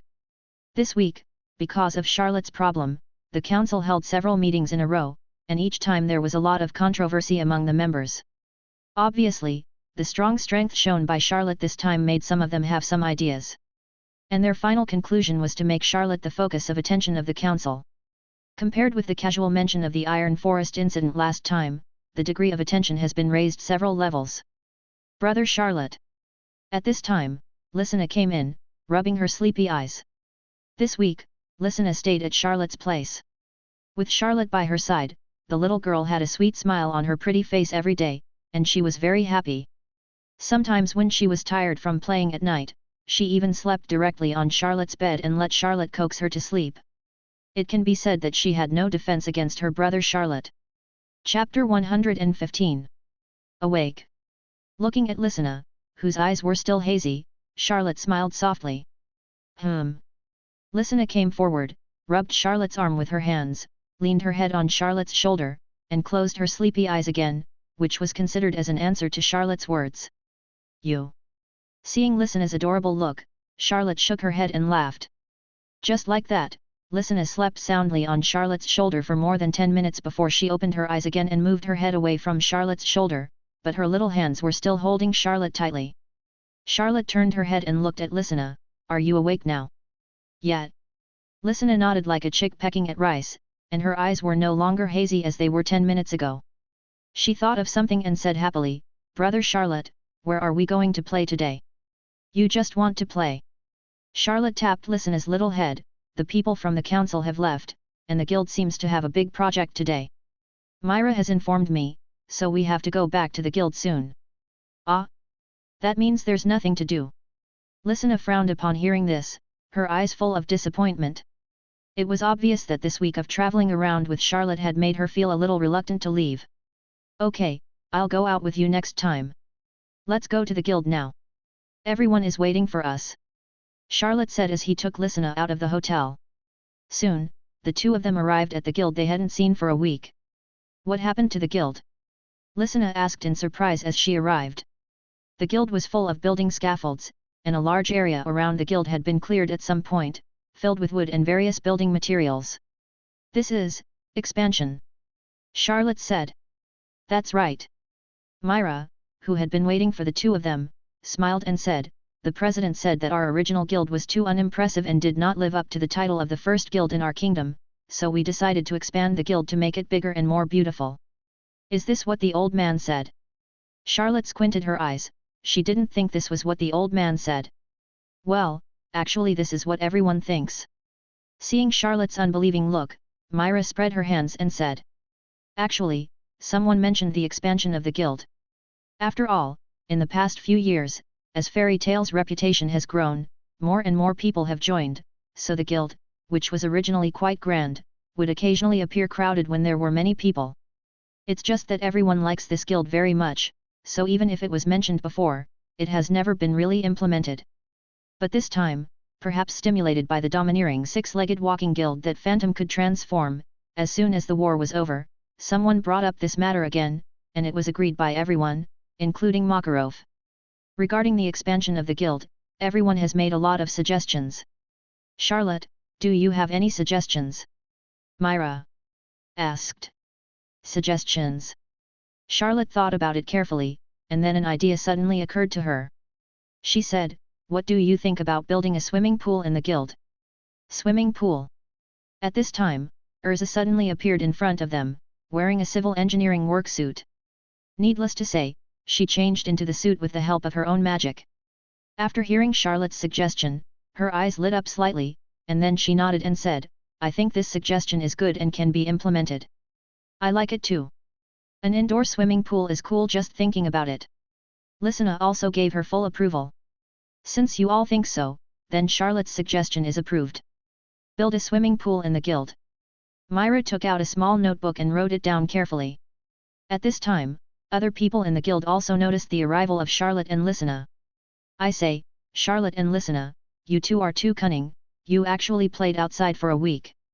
Natsu walked up with his nose pinched, complaining with dissatisfaction. Apparently, during the investigation by the council, he heard a lot of news about Charlotte and Lysina playing around. "Who said I was playing? I was just recovering from my injuries. Do you think Joseph is so easy to deal with?" Charlotte refused to admit that she was playing and said, "Please at least make up a decent excuse, Gray's forehead was covered with black lines, and he complained. After Charlotte finished fighting with Joseph, although they all saw that Charlotte was a little tired, everyone knew that this guy was not seriously injured at all, let alone recuperating for a week. He was clearly just playing, and he was playing with his sister. Now that everyone is here, let's get started." Urza looked at the wood all over the ground and said loudly with full fighting spirit. Everyone waved their hands and were full of fighting spirit. It was obvious that they were very willing to work on the expansion of the guild. "By the way, Charlotte." At this time, Natsu suddenly thought of something and said to Charlotte, "Can't you make the guild recover automatically? Then can you make the guild expand automatically, so that we don't have to work so hard?" Charlotte only felt a row of crows flying over his head. It was obvious that Natsu still didn't know what his magic was. And seeing that many people around him looked at him expectantly after hearing what Natsu said, it was obvious that they had the same idea as Natsu. In this regard, Charlotte didn't want to complain, but just grinned at Natsu and said, "I can't do automatic expansion, but I can dismantle it in an instant after you expand the guild. Do you need this service?" Forehead. Natsu suddenly remembered the scene of the disappearance of the Phantom's magic giant, and then he swallowed his saliva subconsciously and shook his head desperately, "No, no."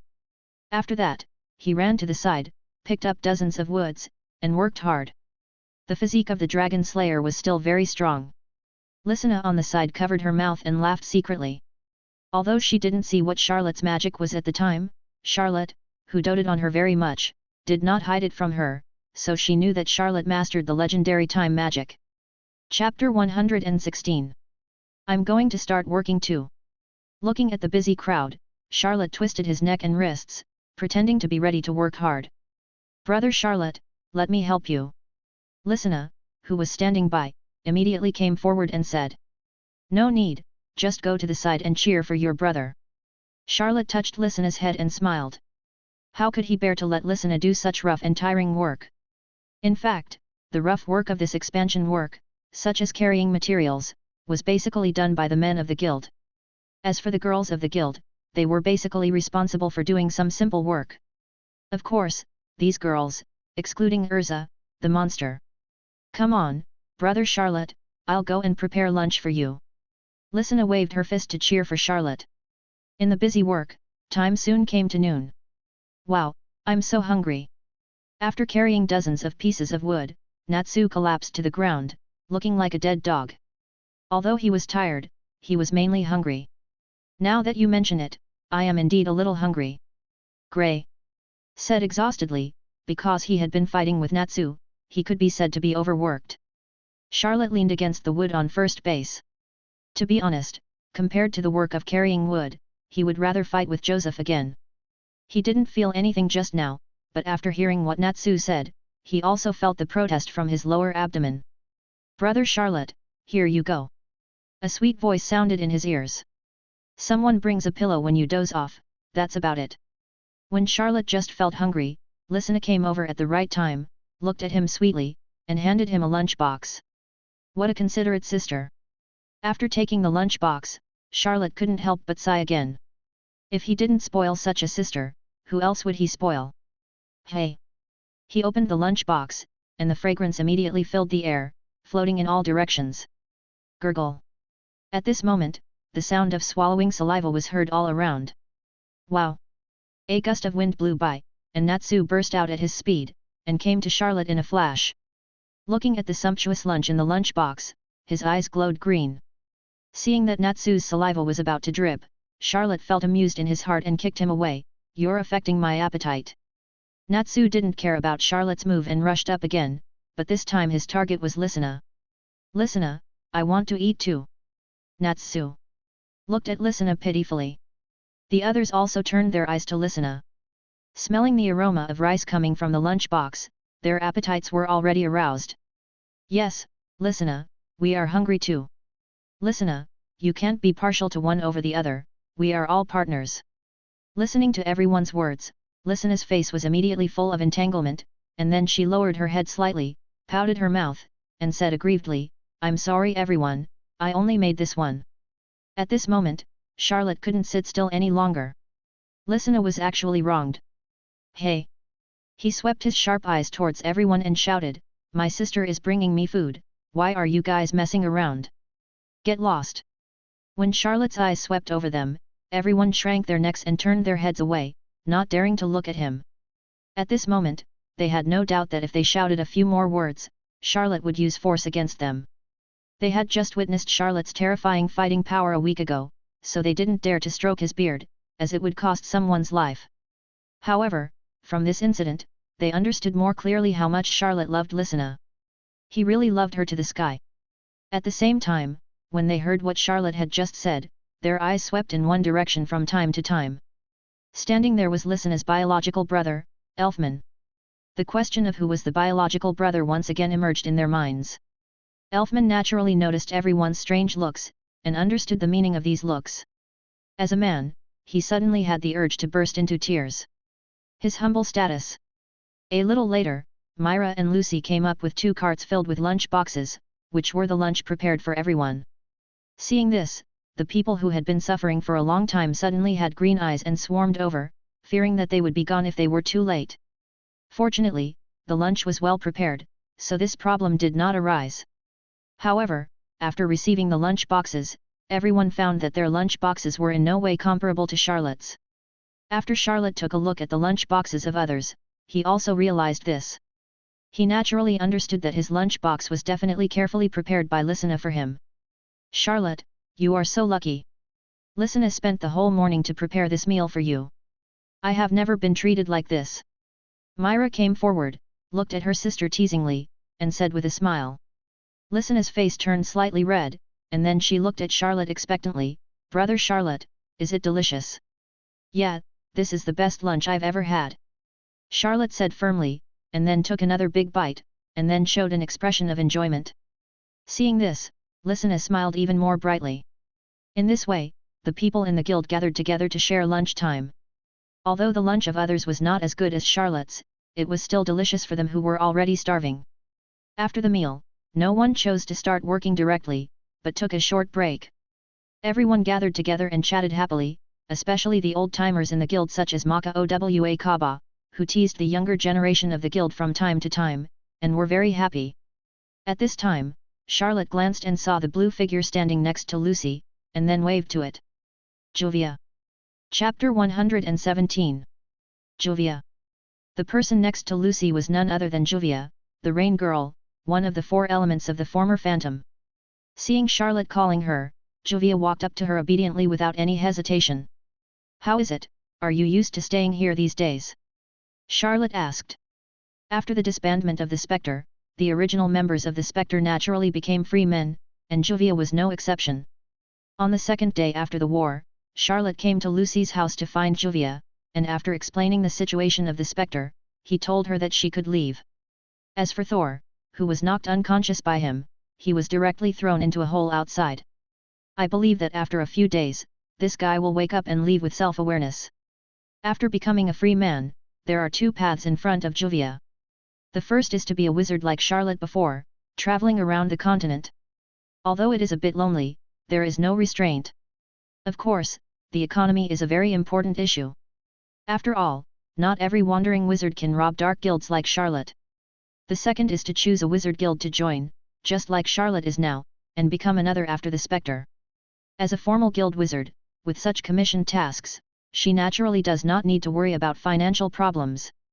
I believe that with her reputation and strength as a former Phantom 4 Elements, as long as she spreads the word, many guilds will immediately extend olive branches to her. Both decisions depend on Juvia herself. However, when Charlotte told Juvia that she could leave, the latter told him that she wanted to join Fairy Tail under Charlotte's surprised eyes. Join Fairy Tail? This is Juvia's choice. Charlotte just thought about Juvia's request casually, and kicked the ball to Makarov. After all, he is the president, and not everyone who joins the guild can make their own decisions like him. Of course. With Makarov's character, when Charlotte kicked the ball to him, it was already decided that Juvia would become a member of Fairy Tail, and it was a foregone conclusion. Juvia is living very well here, and everyone takes good care of her. Juvia said from the bottom of her heart. Although she has been in Fairy Tail for less than a week, in this short period of time, she has felt a warm feeling that she has never felt in the past few years in Phantom. Everyone in Fairy Tail treats her like a family member, and they do not exclude her at all because she used to be a member of Phantom. Instead, they take good care of her. It is because of this that she has a strong sense of belonging to this big family in just 1 week. Hearing Juvia's answer, the nearby Fairy Tail members smiled kindly, and Charlotte nodded and smiled when she saw this. That's good. After a short break, the group resumed their work, and did not stop until night fell and the full moon rose. It must be said that the efficiency of a group of wizards working is different. In just 1 day, the outline of the new guild has already taken shape. With this efficiency, I believe that in a few days, a brand new and gorgeous guild will be successfully built. This speed, for ordinary people, can be said to be a miracle. On the street, Charlotte walked to the hotel alone. Originally, Lysina was going to go back with Charlotte today, but was pulled back by Myra halfway, saying that she had been with her brother for so long, and it was time to accompany her sister. Feeling the strong jealousy emanating from Sister Myra, Lysina could only playfully stick out her tongue at Charlotte, and then took Myra's hand and said nice things while going home. Walking on the quiet street, there was no happy fruit around him. As a severe sister control patient, Charlotte was a little uncomfortable for a while. Da-da-da. At this time, there was a sound of footsteps on the originally quiet street. In front of Charlotte, a blonde figure walked slowly towards him. Lucy. Charlotte was slightly startled when she saw the person coming. It's so late, why don't you go home? Lucy's expression was a little subtle, her two hands were clasped together, as if she was hesitating about something. Charlotte, actually, I came here specially to see you. Is there something wrong? Charlotte chuckled. Yeah. Lucy nodded, and hesitated for a long time before continuing. Charlotte, can you accompany me home? Go home? Well. Go home, go back to that cold home. This was the decision Lucy made after a long consideration. After the war, she told everyone in Fairy Tail about her identity as the daughter of the Heartfilia Chable. However, after hearing this, everyone was a little surprised at the beginning, and then there was no other change. No one changed their attitude towards Lucy because of her prominent identity.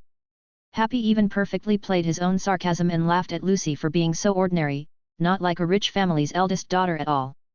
This kind of performance made Lucy moved and secretly guilty at the same time.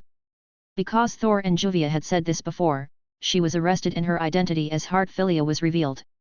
At that time, she guessed that the Phantom's attack on Fairy Tail was probably because of her. Even if she was not as important as Charlotte said at the time, she knew very well that she had her reasons. After the war, she thought about it for a long time at home. Thinking of the ruthless style of that man at home, she confirmed her guess, so she decided to go home because she was afraid that similar things would happen again in the future. As for why Charlotte was called, even Lucy herself was not sure. Anyway, she came here in a daze. Seeing Lucy's complicated expression, Charlotte immediately guessed her thoughts. He knew the cause and effect of this matter better than Lucy. Even if Lucy didn't call him, he would go to her house, because he also didn't want this incident to happen. Chapter 118. Okay. Charlotte nodded when meeting Lucy's slightly nervous gaze. Seeing Charlotte agreed, a smile suddenly appeared on Lucy's pretty face, and she said happily, "How about we set off after the guild is expanded?" However, after hearing Lucy's words, Charlotte said, "Why should we wait until the guild is expanded before we go?" Lucy blinked when she heard this, and then she heard Charlotte continue, "Let's set off tomorrow." "Hey! Tomorrow?" Lucy asked in surprise, "But the guild's expansion?" "The expansion of the guild doesn't need the two of us, I think your matter is more important," Charlotte said very seriously. Lucy looked at Charlotte's serious face carefully, narrowed her eyes slightly, and said softly, "Charlotte, I think you said this because you want to be lazy." "Haha, what truth are you talking about? Am I that kind of person?" In this way, the two of them very happily decided the time to go home.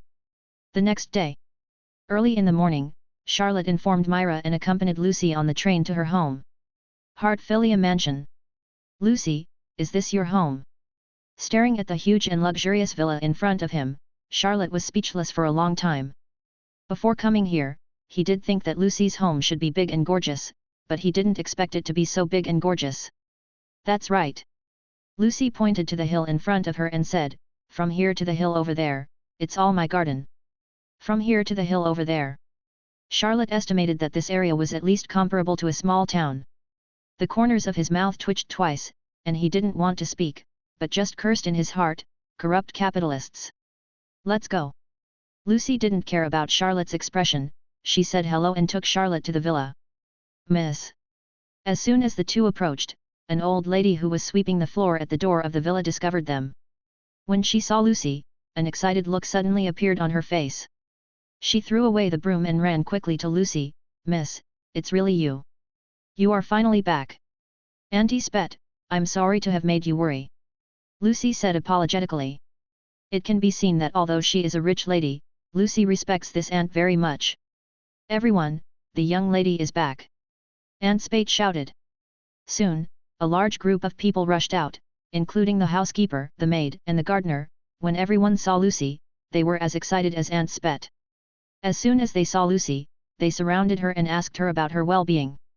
From their sincere expressions, it was hard to tell that they all really liked Lucy, the eldest daughter of the Heartfilia family. "Hey, miss, this is..."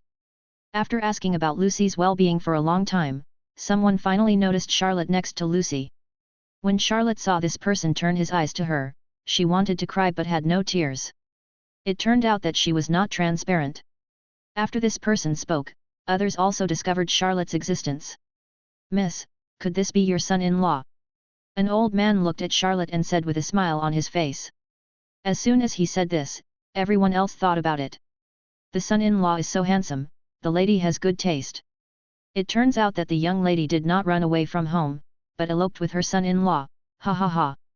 It seems that the young lady has really grown up. Is she ready to make things clear with the master this time she comes back? Are you planning to get married? Don't worry, miss, we will all bless you and your husband. But will the master agree? Oh. I see, the young lady and the son-in-law must have made progress outside. Is the young lady pregnant with a baby? In this case, the master has no choice. No, it's not. Seeing that the discussion was getting more and more distorted, Lucy waved her hands and said, "What son-in-law, what elopement, what marriage, what pregnancy?" Hearing this, her face was almost smoking with embarrassment. Mrs. Shy. Seeing Lucy's shy look, everyone's smiles became even brighter, but judging from their happy tone, if the situation really develops as they said, they are all very happy to see it. Alas! Seeing that it seemed a little unclear, Lucy could only sigh. She was about to say sorry to Charlotte, but when she turned her head, she saw Charlotte with her arms folded across her chest, a smile in the corner of her eyes, and a look of interest. It was obvious that she was listening to these absurd discussions very enthusiastically. Seeing this, Lucy sighed again. It seemed that she was overthinking. Charlotte didn't care about these at all. Did Charlotte expect that? Such a strange thought suddenly emerged in Lucy's mind, and then her pretty face turned red again. She shook her head violently and threw the idea away. How could this be possible? Although she knew it was impossible, Lucy still inexplicably felt a faint expectation in her heart, having a baby. At this moment, another person ran over here. Miss, the master asked you to go to the study. Hearing this, Lucy's fantasy suddenly burst into bubbles. She lowered her head, her mood darkened, and a self-mockery appeared on her face. My daughter who ran away from home came back, and she only said I'll wait for you in the study. What a shame. That person hasn't changed at all. Lucy felt a chill in her heart. At this moment, a strong hand suddenly held her hand, and the warmth from the palm seemed to melt the chill in her heart. Lucy raised her head slightly. Charlotte. Let's go, let's solve all the problems that need to be solved. Charlotte smiled faintly, pulled Lucy and walked into the villa. Seeing this scene, the expressions on the faces of the people who were talking became more delighted, and they shouted to the two of them, Miss and son-in-law, you must be happy. We will bless you. And your baby. Listening to the blessings coming from behind, Charlotte became playful, turned around and waved to everyone, saying loudly, we will. This result naturally attracted more enthusiastic blessings from everyone. Charlotte, you. Lucy blushed and glanced at Charlotte, who looked at her and said, everyone is so nice to you, how can you let them down? Lucy was speechless. However, after such a commotion, Lucy's originally gloomy mood also improved. She turned her head to glance at Charlotte, and tightened her hand holding Charlotte's. Then she looked forward, and a firmness flashed in her eyes. Feeling the girl's change, Charlotte's smiling mouth slightly raised. Chapter 119. Click. The door opened. Accompanied by a little maid, Lucy walked out of the room. Charlotte, who had been waiting outside the door, turned around. When she saw Lucy at this moment, her eyes lit up, and a touch of surprise flashed across her eyes. Lucy had her blonde hair tied up, a shiny headdress on her head, and a gorgeous dress on her body. She had the temperament of a lady from a noble family. At this moment, Lucy was the real Lucy Hartfilia, the daughter of the Hartfilia family, completely different from the ordinary blonde girl before. Charlotte, what do you think? Lucy pulled the long skirt of her dress and asked expectantly. Very beautiful. Charlotte did not hesitate to praise, but after he finished speaking, he said, it's ridiculous to be asked to dress so formally just to meet your father. Lucy was very happy to hear Charlotte's praise, but she felt helpless after hearing Charlotte's next words. Perhaps this is the sadness of rich people. Although they have no worries about food and clothing and enjoy all the glory, they have many more constraints invisibly. Let's go.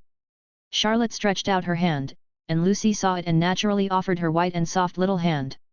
In front of a large and thick door, Charlotte watched Lucy push the door open, and then waited outside the door silently, with a gleam in his clear eyes from time to time, and it was unknown what he was thinking. In the study, a middle-aged man in a black suit with a solemn expression stood beside the desk. This man was Lucy's father and the helmsman of the Hartfilia Chable, Jude Hartfilia. Finally back, Lucy. Hearing the footsteps behind him, Jude spoke expressionlessly, his tone indifferent, without any joy for his daughter's return. Looking at the most familiar figure in front of her, who should be the person closest to her, but looking at him, Lucy felt so strange. She took a deep breath, calmed herself down, and slowly spoke. Father, when I come back this time, I have something to ask you.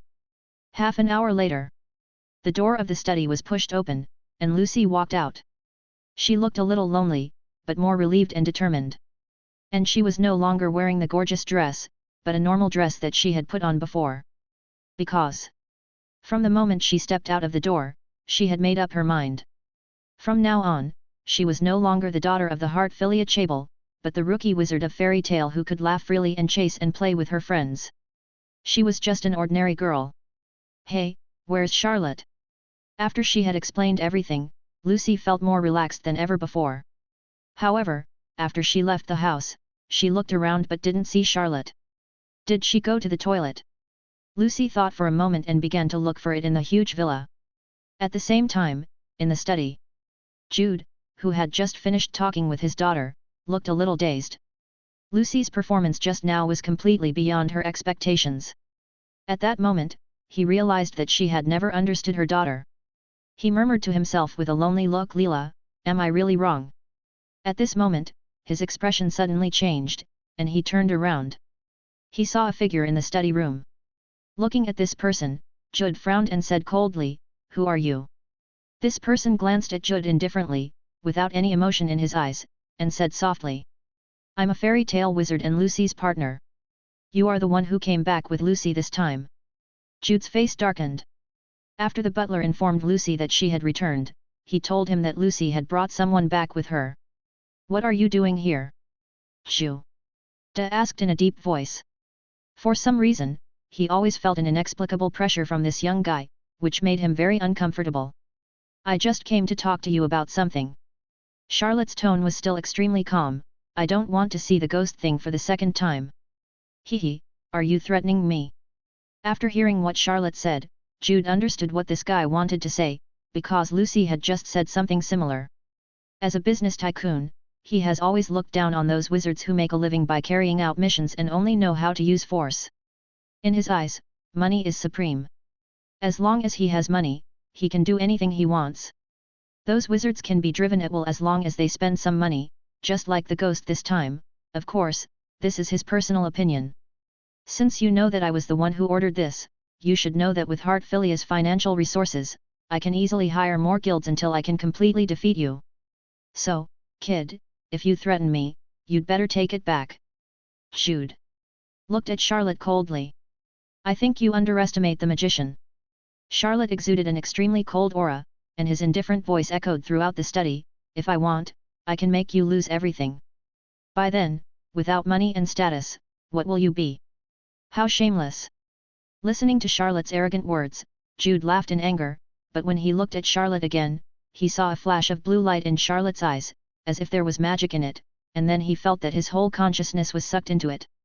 Then, he found that the surrounding environment suddenly changed, and it became pitch black all around. Silent, nothing could be felt. This feeling, even for him who had worked in the business circle for more than 10 years and built a business empire, could not help but secretly rise a trace of fear. Fortunately, soon, pictures began to appear in his eyes, making him feel better. But when he saw the content of the picture, the fear in his heart became stronger. In the picture, the huge villa and the courtyard as big as a town collapsed in an instant and turned into nothingness. Not only that, but also his company, his business empire, everything related to him began to collapse and disappear, and the picture was extremely real, giving him a sense of being there. No. Unable to bear such pain, he roared angrily. As soon as he roared, his mind was shaken, and then he found himself back in the study again, but his whole body was covered with cold sweat, indicating that he was really scared just now. Fortunately, it was just a false alarm. He wiped the cold sweat from his forehead and sat down weakly on the office chair. Bang! As soon as he sat down, he felt like he was sitting on an empty space, and then he sat down on the ground with his butt. He was really sitting on an empty space. He subconsciously touched behind him, but he didn't feel the office chair at all. Then, his eyes widened and he was horrified to find that his desk, his bookshelf, everything in his study, began to decay and then disappeared. After a while, the whole study was empty. This scene was very similar to the scene he had just seen in the dark space. Fortunately, this scene only happened to the things in the study and did not spread out, which prevented him from completely collapsing. But at this moment, he suddenly remembered something, and his eyes kept scanning around the study, but at this moment, there was nothing in the study except himself. He did it. The person he was looking for was Charlotte, but he didn't know when Charlotte had left his study. Thinking of Charlotte's shameless words before, the scene in the dark space, and everything he saw in the study, he vaguely understood something. That guy, perhaps, it can really make him lose everything. Is it a warning? Jude's face was bitter.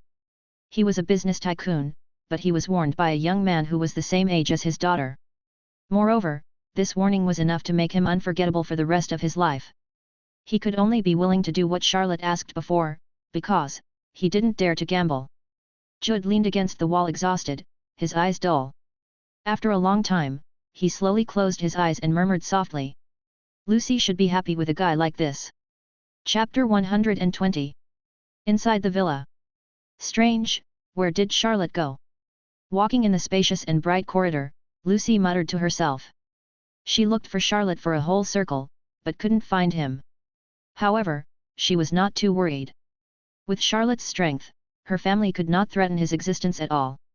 When she came to the corner, Lucy's vision suddenly went dark, and a broad figure came into her sight. Charlotte. Seeing the man's face clearly, Lucy asked, "Where have you been? I've been looking for you for a long time."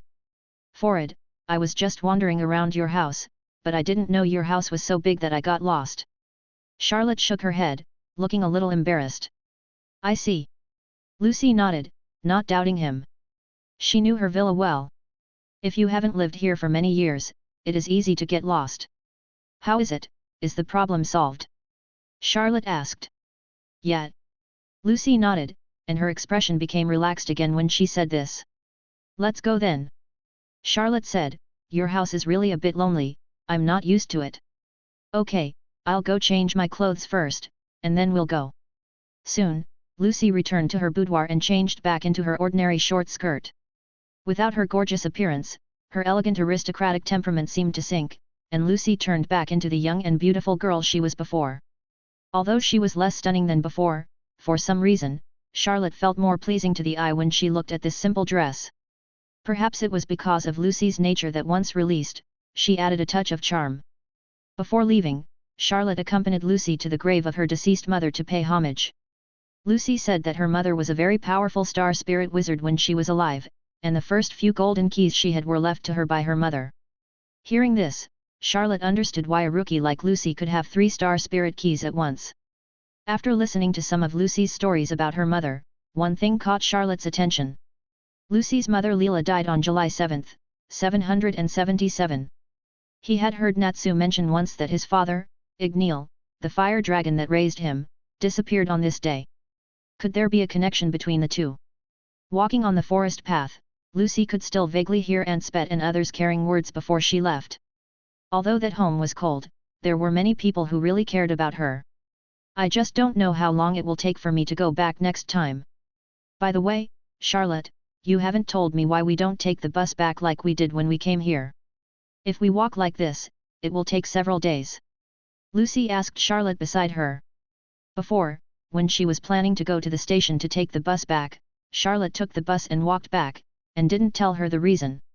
He pulled her and walked in another direction. Charlotte put his hands on the back of his head and walked leisurely. Hearing Lucy's question, he didn't move his head, and said lazily, "I'm considering your mood, so I plan to take you out to relax." If it was when she first met Charlotte, Lucy would be moved to tears, but now, she has been teased by Charlotte countless times, but she looks at Charlotte's unchanging expression with suspicion, trying to find the real answer from it. "I see." Soon, Lucy suddenly had an idea and thought of something. She snickered and said, "Charlotte, you just want to be lazy and don't want to go back to help expand the guild and do the hard labor, right? How could that be? I am that kind of person." Charlotte raised her eyebrows, but her expression remained unchanged. "Of course," Lucy said with a firm voice while laughing. However, although she guessed Charlotte's true thoughts, Lucy did not intend to force Charlotte to go back, because she felt that walking back with Charlotte might be a good choice. At least in the past few days, Charlotte would only have her by his side. It would not be the same when he returned to the guild. However, in addition to this, Lucy also considered a problem. "Charlotte, if I get tired and can't walk anymore after walking for several days, will you carry me on your back?" "Won't." "Why?" "I am a girl. As a boy, isn't it normal for you to carry a girl on your back when she can't walk?" "You are too heavy." "What did you say?" "You are too heavy." "You bastard, don't you know you can't just say a girl is fat?" "I'm just stating a fact." "I don't care, you have to carry me anyway, you promised Aunt Spate and the others that you would take good care of me." "That's just perfunctory." "Oh. Damn Charlotte. Damn Charlotte." In the woods, the shadows of the boy and girl stretched very long, and the girl's coquettish voice spread very far. A few days later, when Charlotte and Lucy returned to Magnolia, the new guild of Fairy Tale had been basically completed. The two could see the huge building from a distance, which was several times larger than before. When they came back, they were naturally condemned by all the members of Fairy Tale, especially Natsu. As for Charlotte's second lazy behavior, the moment he saw Charlotte, he almost spit fire at her. Facing a pair of angry eyes, Lucy shrank her neck and hid behind Charlotte. As for Charlotte, he had a calm expression on his face. He pointed at Lucy behind him and said calmly, It was Lucy who kept asking me to take her out to relax, and I couldn't get rid of her, so. Although she didn't finish her words, her meaning was self-evident. Everyone focused their attention on Lucy. At this moment, Lucy's eyes were as bright as light bulbs. When Charlotte said that, she was shocked. She couldn't believe that someone could distort the truth so calmly. Facing everyone's gaze, Lucy naturally wanted to explain anxiously, but when she was about to open her mouth, she found. She couldn't even open her mouth, and her whole body couldn't move.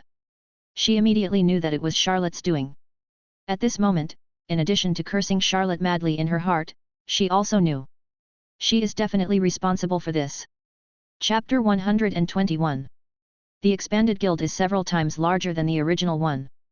In the new guild, nearly half of the area is dedicated to providing entertainment and leisure for everyone, with a variety of leisure facilities including food, drink, and entertainment. Of course, what everyone is most satisfied with is the open-air swimming pool proposed by Charlotte. In this hot summer season, being able to enjoy the cool and refreshing swimming pool treatment in the guild at any time is simply too cool. After a period of leisure and entertainment, everyone began to return to work mode. Those who had partners brought their partners with them, and those who did not had partners worked alone. The task board that was originally filled with task lists became much cleaner in a few days. As a new member of the guild, and a new member with strong strength, Charlotte has been invited by many members of the guild in the past few days, whether they have their own team or are lone rangers. In their eyes, if a strong man like Charlotte formed a team, even difficult crusade missions could be easily completed. However, these invitations were rejected by Charlotte one by one. The reason for the rejection was simple, because those missions that might be difficult in their eyes were not challenging for him, and he was not short of money for the time being. Moreover, he, who is not short of money, has secretly done something very interesting these days. The sun is rising, and the distant horizon is just turning pale. The first ray of sunlight blooms between heaven and earth. Wow, it's another sunny day. Lucy looked out at the bright sky outside with a refreshed look, and she was in a particularly good mood. At this time, another voice came from the side. Yes, it's another sunny day. Hey, Charlotte, why are you there? Hearing the familiar voice, Lucy turned her head and saw that on the windowsill of the house next to her, there was also a person leaning out of the window to look at the sky like her. That handsome face, who else could it be but Charlotte? Charlotte turned her head to look at Lucy, smiled slightly, and said as a matter of course, because I live here. Hee, are you kidding me? Lucy pulled the corners of her mouth stiffly and laughed. Haven't you always lived in that hotel? Who stays in a hotel all the time? Charlotte rolled her eyes at Lucy and said jokingly, I'm not as rich as your family. Please don't talk bad about me. Hearing Charlotte's second half of the sentence, Lucy smiled bitterly and sighed, I'm so poor now that I can't even pay the rent. Although she has joined Fairy Tale for a long time, she seems to have never taken on a serious mission from beginning to end, such as the Sunrise mission and the previous Karna Island mission. Although she finally completed the mission with some bumps, the most important thing is that she never received the commission money once. Speaking of rent. Charlotte's voice sounded again. However, Lucy felt that this voice was a little different from before, and it seemed to be clearer than before. She subconsciously looked at Charlotte, and was immediately startled. Hey, when did you come here? Charlotte came to Lucy from the window next door without her noticing. Just when you said you couldn't pay the rent. Charlotte said, and don't you think it's more convenient to come here like this? It's not convenient for you. Lucy was a little crazy. I said you won't come over like this at night. It's not impossible. Charlotte nodded and smiled. Lucy didn't know what to say when she heard it. With her understanding of Charlotte's character, she was sure that what Charlotte said was true and it was really possible. She shook her head and changed the subject. By the way, Charlotte, how much is your rent? It only costs 70,000 JA a month. Don't let it get you any loss. Rent? I don't need it. Besides, I just wanted to talk to you about the rent. In Lucy's puzzled eyes, Charlotte said lightly, you have already owed a month's rent, and the rent payment time this month is almost up. When are you going to pay the rent? How did you know I owed a month's rent? Did the landlady tell you? Lucy asked in surprise. It wasn't the landlord who told me this. Charlotte took out a document out of thin air like a magic trick and handed it to Lucy. I am your landlord now. How could this happen? Looking at the document in her hand, which was her rental contract, and thinking of what Charlotte had just said that he didn't need rent, Lucy said stiffly, "Charlotte, did you buy this place?" "Yes. I don't have the habit of renting a house, so I just bought it, and took yours with me." Charlotte smiled playfully and said, "Hee hee." Lucy's expression became even stiffer when she heard this. Charlotte was the landlord and she was the tenant, and she was a tenant who was in arrears with the rent. She couldn't imagine how Charlotte would tease her in the future. After all, with Charlotte's bad character, it's not the first or second time that Charlotte has teased her. She still remembers the taking the blame incident in public a few days ago. "No, I have to take the initiative." Lucy's dark eyes rolled around, and then she looked at Charlotte in a flattering way. "Charlotte, how about you waive my rent since we are partners? Besides, you don't need my money, right? Don't play favors with me." Charlotte waved her hand, indicating that she didn't buy it at all. "Let's be honest, I don't need this little money, but I enjoy the process of collecting rent, especially when the tenant is a rich lady. I enjoy it even more. What kind of evil taste do you have?" Hearing Charlotte's words, Lucy's face suddenly darkened, and she was speechless for a while. Finally, she just gave it a go, straightened her chest, and raised her head. "In short, I don't have any money, but I need a person. You can do it yourself." Chapter 122. "Anyway, I don't have any money, but I need a person. You can do it yourself." Lucy held her head high and spoke in a coquettish tone. This self-righteous and rogue attitude was unexpected for Charlotte. This change in style was a bit big. Moreover, because she had just woken up, Lucy had not changed her clothes yet. She was still wearing the loose nightgown she wore last night. When she thrust her chest out just now, the beautiful scenery was ready to come out. In addition, because the two of them were very close, Charlotte's high-up perspective allowed him to see almost everything. "Haha, my dear little tenant, are you trying to seduce me, the landlord?" Charlotte laughed teasingly, his eyes constantly gazing at Lucy's curvy body. He has never been a passive person. Since they want to play, he will naturally accompany them to the end. Seeing Charlotte's burning eyes wandering unscrupulously all over her body, Lucy felt shy and felt so happy in her heart. A fire was ignited by Charlotte's gaze, and the whole body was hot, and a blush crept up to the roots of the ears. Although Charlotte's gaze made her feel shy, her next performance was very stubborn. Not only did she not back down, but she raised her head higher and snorted at Charlotte provocatively. Oh! Lucy's provocative attitude also made Charlotte laugh. As the saying goes, if something comes to your door, there is no reason to refuse it. Paying off debts with the body is indeed a good choice, and I am also very interested in it. After saying that, he immediately hugged Lucy and kissed her beautiful red lips without hesitation. The two people who were already very close to each other were in direct contact at this moment. Although she had guessed that this step would happen, when the comfortable coolness touched her red lips, Lucy's heartbeat could not help but accelerate, and even the blood had a tendency to flow faster. After all, this was her first kiss. Feeling the unfamiliar movements of the beauty in his arms, Charlotte also knew this. Gradually, the movements became more violent, and after the initial confusion, Lucy slowly began to actively respond, her hands naturally intertwined around Charlotte's neck. Ugh! Suddenly, Lucy's eyes widened. Just now, the part she was so proud of was attacked, and it was directly through the nightgown, a completely zero-distance attack. And as the big hand that attacked her began to move, her strength seemed to be drained away in an instant, her body softened, and she collapsed in Charlotte's arms. The original active response became stiff, and she could only let Charlotte do what she wanted. Omit. Feeling that the beauty in his arms was almost completely hanging on him, Charlotte's hands became more unscrupulous. With a gentle tug, the loose nightgown fell off, and her crystal-clear skin like sheep fat was completely exposed to the air. Charlotte's eyes seemed to be dancing with fire, and then he picked up Lucy by the waist without hesitation, threw her on the big bed beside him, and pounced on her. Charlotte, don't! However, just as Charlotte began to take off her clothes and prepare to complete the last step, Lucy suddenly woke up. She didn't know where the strength came from her originally weak body, and she pushed Charlotte away. She staggered to her feet, picked up the nightgown on the ground, and hurriedly put it on. The moment she was pushed away, Charlotte was stunned. "Are you kidding me?" No, only, Lucy seemed to be afraid that Charlotte would be angry, so she waved her hands and explained hurriedly, I'm just not ready yet. Not ready? Charlotte was also amused by this reason. He looked straight at Lucy, then how do you solve the trouble you caused? I caused the trouble? Just when Lucy was a little confused about what Charlotte said, her eyes suddenly fell on Charlotte's pants. The tall tent was so conspicuous. Her face turned red in an instant. Although she was a little ignorant in this regard, it did not mean that she knew nothing. So, she understood that she did cause trouble, and it was a big trouble.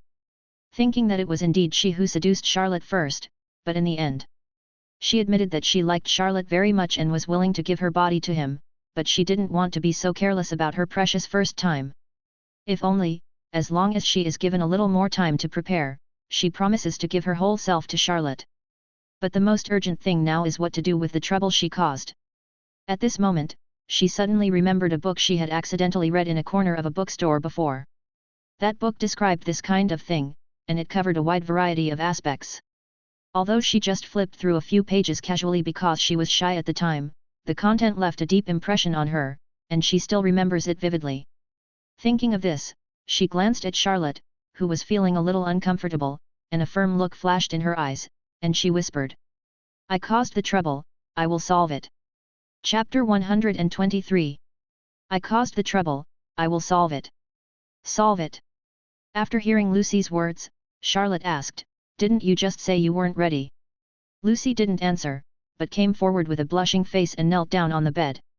Looking at Lucy's trembling body, Charlotte seemed to guess what Lucy was going to do next. His pupils shrank slightly, and he couldn't believe that Lucy would do this.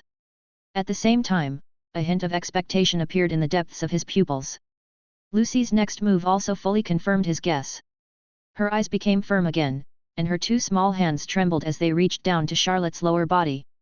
With a whoosh sound, Charlotte felt a cool breeze coming from below. Next, an indescribable scene began to unfold in the room. 10 minutes later. Charlotte, are you okay? Not yet. 15 minutes later. Charlotte, why aren't you feeling better yet? My hands are sore. It will be done soon, Lucy, try harder. Such conversations continued to echo in the room for the next half hour. As time went on, Lucy's voice began to sound more resentful and aggrieved. Finally, a muffled groan of pleasure sounded in the room, and then Lucy's pretty face flushed, and she rushed out of the door in disheveled clothes, and rushed into the bathroom next to her without looking back. After a while, the sound of running water could be heard in the bathroom. A few minutes later, when Lucy returned to the room again, Charlotte had already put on his pants. Seeing Lucy coming in, Charlotte immediately showed a wicked smile on his face, and then walked up. At this time, Lucy's face was still a little red. Seeing Charlotte walking towards her with a wicked smile on his face, she quickly lowered her head and did not dare to look at him. Obviously, she was still a little shy because of what happened just now. Unexpectedly, when Charlotte came over, he pinched her chin with his fingers, raised her lowered head, and forced her to look at him. I only heard him whisper in her ear, but the final result was different from what I expected, but overall it was not bad, so this landlord decided that you should pay the rent you owed last month. What? Only 1 month? However, Charlotte's generous words made Lucy's expression change slightly. She even ignored the shyness in her heart and said angrily, you are such a black-hearted landlord. I don't care. I have already helped you, my hands are still sore from helping you with that. It can only cover 1 month's rent, and I don't have to pay this month's rent. As she spoke, Lucy twisted her wrist. She didn't lie. Her hands were really sore. After nearly half an hour of continuous work, the workload was already very heavy. Charlotte couldn't help laughing when she heard Lucy's words. 2 months? This girl seemed to think too lowly of herself, but Lucy is so cute. He stroked his chin, pretended to think about it, and nodded slightly. 1 month is indeed a little short. How about this?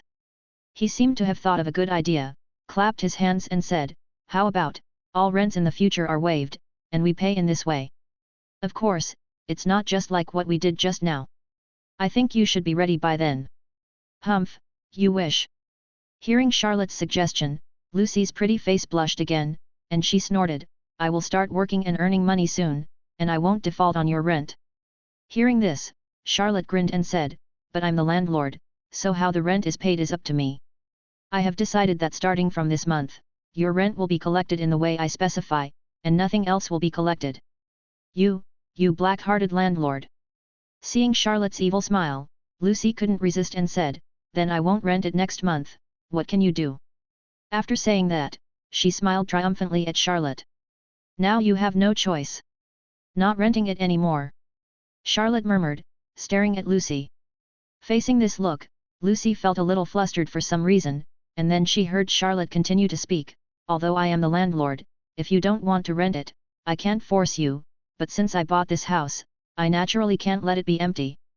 I can only rent it to other girls. As for the rent, you should pay it according to what I just decided. I think such a cheap house should be able to attract many girls. At this point, Charlotte paused, and then said, but, such a nice house, are you really willing to leave? Charlotte's words made Lucy slightly stunned. She said in a somewhat hurried tone, I thought about it, in order to prevent you from destroying other girls, just continue to rent it reluctantly. What about the rent? House, the rent is what you set. Deal, I hereby declare that from today on, you are the lifelong tenant here. Charlotte announced seriously, and Lucy lowered her head like an ostrich the moment she mentioned the rent. Of course, she said this not because she wanted to stop Charlotte from destroying other girls, but because she really couldn't bear it. It's not that I can't bear to leave the house, but I can't bear to part with people. At this moment, Lucy was suddenly hugged by Charlotte. Before she could react, she heard Charlotte's gentle and tender words. Thank you, Lucy. I'm so happy. Lucy was slightly stunned. Although she didn't quite understand what Charlotte meant by happy, she could feel the strong emotion Charlotte wanted to express. She gently hugged Charlotte with both hands, leaning her face on the broad arms, feeling the warmth. A happy smile curved up at the corner of her lips, and gently said, I'm happy too, Charlotte. Chapter 124. I'm very happy, Charlotte. Nestled in Charlotte's arms, at this moment, Lucy felt unprecedented satisfaction physically and mentally, and the long-lost sense of happiness filled her whole heart. After a long time, Lucy finally left Charlotte's arms. It can be seen that after leaving Charlotte's arms, Lucy looked at Charlotte with more love than before. Of course, maybe this love has existed for a long time, but she has been carefully hiding it until the thing just now happened, and then she completely released it. That's right. Lucy walked happily to the desk beside her, took out 2 tickets from the desk drawer, and waved them towards Charlotte. Loki gave me some tickets to the Akane Hotel, do you want to go? I also invited Urza and Natsu. Loki gave it to you. Charlotte chuckled as he took the ticket. If we were to say the biggest thing that happened in the guild in the past few days, it would probably be Loki's matter. Although Charlotte noticed that the breath of life on Loki was a little strange when he first met him, he didn't expect that Loki's true identity would be a star spirit. The head of the zodiac, Leo star spirit, Leo. His former owner, Colin, died in a mission 2 years ago. Although Loki didn't kill her, Colin's death was indirectly related to him. Star spirits killing their owners violated the rules of the star spirit world, so as a Leo, Loki, the celestial spirit, was exiled from the celestial world. Feeling guilty about Colin, he stayed in the human world for more than 2 years and joined Fairy Tail. For any celestial wizard, it is incredible that an exiled celestial spirit stayed in the human world for 2 years without being able to replenish his energy from the celestial world. This also shows how powerful Loki, the leader of the zodiac, is. However, no matter how strong he is, he cannot escape the fact of being exiled. Without being able to replenish his energy, 2 years has already reached his limit. Just a few days ago, he realized that his life had come to an end. He left the guild quietly without notifying anyone in the guild, preparing to end his last days in one place. His departure did not attract the attention of other members of the guild. After all, it was inevitable for guild members to leave the guild when they were working. But there was an exception. That was Lucy. Perhaps because she was a celestial wizard, Lucy was very keen to realize that Loki's departure this time was completely different from the past, and followed him out. Finally, in front of Colin's tomb, Lucy found the scriptures. Loki was dying, and based on her own speculation, she revealed Loki's identity as a Leo Celestial. As a celestial wizard who regarded celestials as her best friend, and as a member of Fairy Tail, Lucy could not watch Loki die in front of her. In the end, with her strong belief in the bond between her and the Celestials, she forcibly reversed the law that Celestials could not return after being exiled. In the end, even the king of the Celestial world, the Celestial King, appeared. According to Lucy, the Celestial King was an old man wearing starlight armor and a long beard. With the permission of the Celestial Spirit King, Loki finally returned to the Celestial Spirit world. With the energy replenished by the Celestial Spirit world, his life naturally continued. In return, Loki gloriously became the sixth golden celestial spirit in Lucy's hands. So far, Lucy has obtained half of the 12 zodiac signs. After knowing this, Fairy Tale and the others, including Charlotte, were all sighing. "Let's go there and have some fun." Charlotte put away the ticket in his hand and said with a wicked smile, "I heard that the beach there is the place with the most beautiful women in swimsuits. What do you want to do?" Lucy heard this and said angrily, "I'm telling you, you are not allowed to look around, do you hear me?" Charlotte looked at Lucy, "Then what do you want me to look at?" "You'll see then, just look at me." Lucy blushed and spoke in a much lower voice, I can wear a swimsuit too." "Then I'm looking forward to your swimsuit." Looking at Lucy's blushing face, Charlotte couldn't help but laugh. This Lucy is really easy to fool, but he just likes to tease her. Moreover, speaking of swimsuits, Charlotte remembered that Lucy had just said that she had invited Urza, Her Majesty the Queen's swimsuit. It's exciting to think about it. Then, after staying with Lucy for a while, Charlotte returned to his home next door. Really, how could I do such a shameful thing? After Charlotte left, Lucy looked at the sticky marks left by Charlotte on the bed sheet, blushed and spat, then made up the bed, with a happy smile on her face, and walked to the bathroom holding the bed sheet. Next door. Charlotte sat cross-legged on the bed, putting all the previous distracting thoughts behind his head. His mind was clear, and a blue light flashed in his eyes. Then his mind flashed, and his consciousness took shape and appeared in a dark space. In the dark space, a long river as dazzling as the Milky Way provided the only light. This space is the space of time, and this long river is the long river of time. When Charlotte appeared in the space of time, a loud sword sounded on the side, and then a silver-white sword light flashed in the dark space, and then turned into a silver-white samurai sword, which kept spinning around Charlotte, like a happy child. The appearance of this sword was surprisingly the ultimate sword, Red Lotus Tianwu. However, this was not a virtual ultimate sword constructed by Charlotte with consciousness, but an absolutely real ultimate sword. Chapter 125. In this space, time is eternal. However, this space does not have much use. It is purely used by Charlotte to store items, and it can only store some inanimate objects. It is somewhat similar to the dressing space of the dressing wizard. When Charlotte's sword is not in use, it is stored in this space. Looking at the sword that has been circling around him, Charlotte smiled slightly and stretched out his hand. The sword suddenly stopped in the air and then fell gently into Charlotte's hand. The magic weapon has a spirit. When Charlotte awakened the Eye of Time, the sword that had been influenced by the power of time was no longer the ordinary weapon it once was. It has already begun to have spirituality and can sense part of the protagonist's consciousness. Holding the sword in his hand, Charlotte's eyes fell on the dazzling river of time. Unlike before, although there are still countless blue spots shining on the river of time, there is still a layer of hazy mist floating above it. The mist is light blue in color, and there is a faint fluorescent flash in it, which looks dreamy. This change in the river of time began to appear a few months ago, which was the time after Charlotte solved Allegory and untied his knot. The untying of the knot made Charlotte's wool sublimate, and even the river of time began to change. However, what Charlotte cared about was not the layer of fog, but the rule power that contained a strong force of time in the fog. That rule of time was the higher level of time power that Charlotte had been studying since he developed the past mode 2 years ago. He was sure that as long as he could study this power thoroughly, he would be able to truly control time completely. By then, resurrecting his father would no longer be just a dream. However, although he possessed the eyes of time and the space of time that allowed him to perceive time most clearly, he was always stuck in one place with respect to the rule of time. No matter how he studied and pondered, he could not go any further.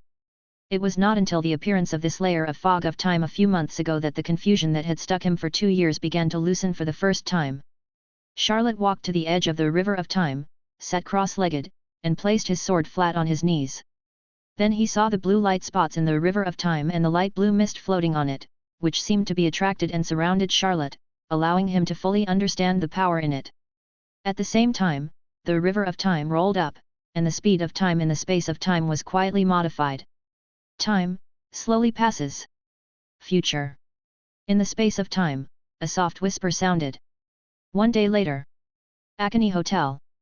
The most popular beach hotel in the kingdom of Fiori, especially Akane Beach, is famous throughout the country. The gentle sea breeze blew, and all the handsome men and beautiful women on Akane Beach felt a refreshing coolness even in this hot summer. Gray habitually took off his clothes and left only a pair of black shorts, allowing his body to further contact with the gentle sea breeze. Looking at the golden beach and the blue sea, he sighed. Although a swimming pool was built in the guild at Charlotte's suggestion, the real beach and sea are more attractive no matter how you look at it. Yet, Natsu and the little cat Happy lying on his shoulder nodded almost synchronously to show their agreement. I won't be polite for now. Natsu shouted and rushed out quickly. He had already seen the beach volleyball that interested him in the distance. Humph! You droopy-eyed guy, I'll blow your head off soon. Gray's speed was equally good, and his target was also the beach volleyball in the distance. In his mind, he had already begun to imagine the wonderful scene of the volleyball hitting Natsu's head hard, causing a bump on his head. Charlotte, how about we go swimming later? Since stepping onto the beach, Lucy was particularly excited. She ignored the two people who ran to play beach volleyball, but looked at the endless sea with her beautiful eyes, and then asked Charlotte expectantly. Swimming. Charlotte, who was standing by, heard this word, her eyes lit up slightly, then she pretended to think about it, nodded and said, okay. Then I'll go change my clothes first. Lucy said and was about to run to the locker room, but she stepped back after taking a step, got close to Charlotte, and whispered shyly in her ear, don't look around when I'm away, I'll be back right away after changing into my swimsuit. When Lucy mentioned the word swimsuit, she actually emphasized it twice, as if she was afraid that Charlotte wouldn't understand the meaning. I'll wait for you. And I promise not to look around. Charlotte looked at Lucy, not looking away, with an extremely serious expression. Seeing this, Lucy nodded with satisfaction, and then ran towards the locker room. After Lucy left, there were only two people left here, Charlotte, and the crimson figure who had been standing quietly in the same place. Charlotte's serious expression was restrained, and he smiled slightly and said, Urza, what do you think of this place? Yet. It's a very nice place. Urza nodded, with satisfaction in her beautiful eyes, but her expression was as calm as ever, as if even the beautiful beach and sea were not enough for her to make any extra expressions. The only thing that could make the queen's expression overflow with words was perhaps the legendary, strawberry cake. Lucy just said she wants to go swimming, do you want to join us? Charlotte invited her sincerely. Urza was silent for a moment. Although she was very interested in the violent beach volleyball that Natsu and Gray were playing, she would not refuse Charlotte's invitation. I was thinking the same thing. Urza nodded. However, after Urza agreed, she still stood there motionless. Charlotte looked at the armor Urza was wearing and asked in confusion, well, Urza, you don't need to go to the locker room? Or do you plan to wear the armor to swim? Why do you want to go to the dressing room? Facing Charlotte's doubts, Urza asked back. Then, she raised her hand, and the light of the changing clothes on her body shone.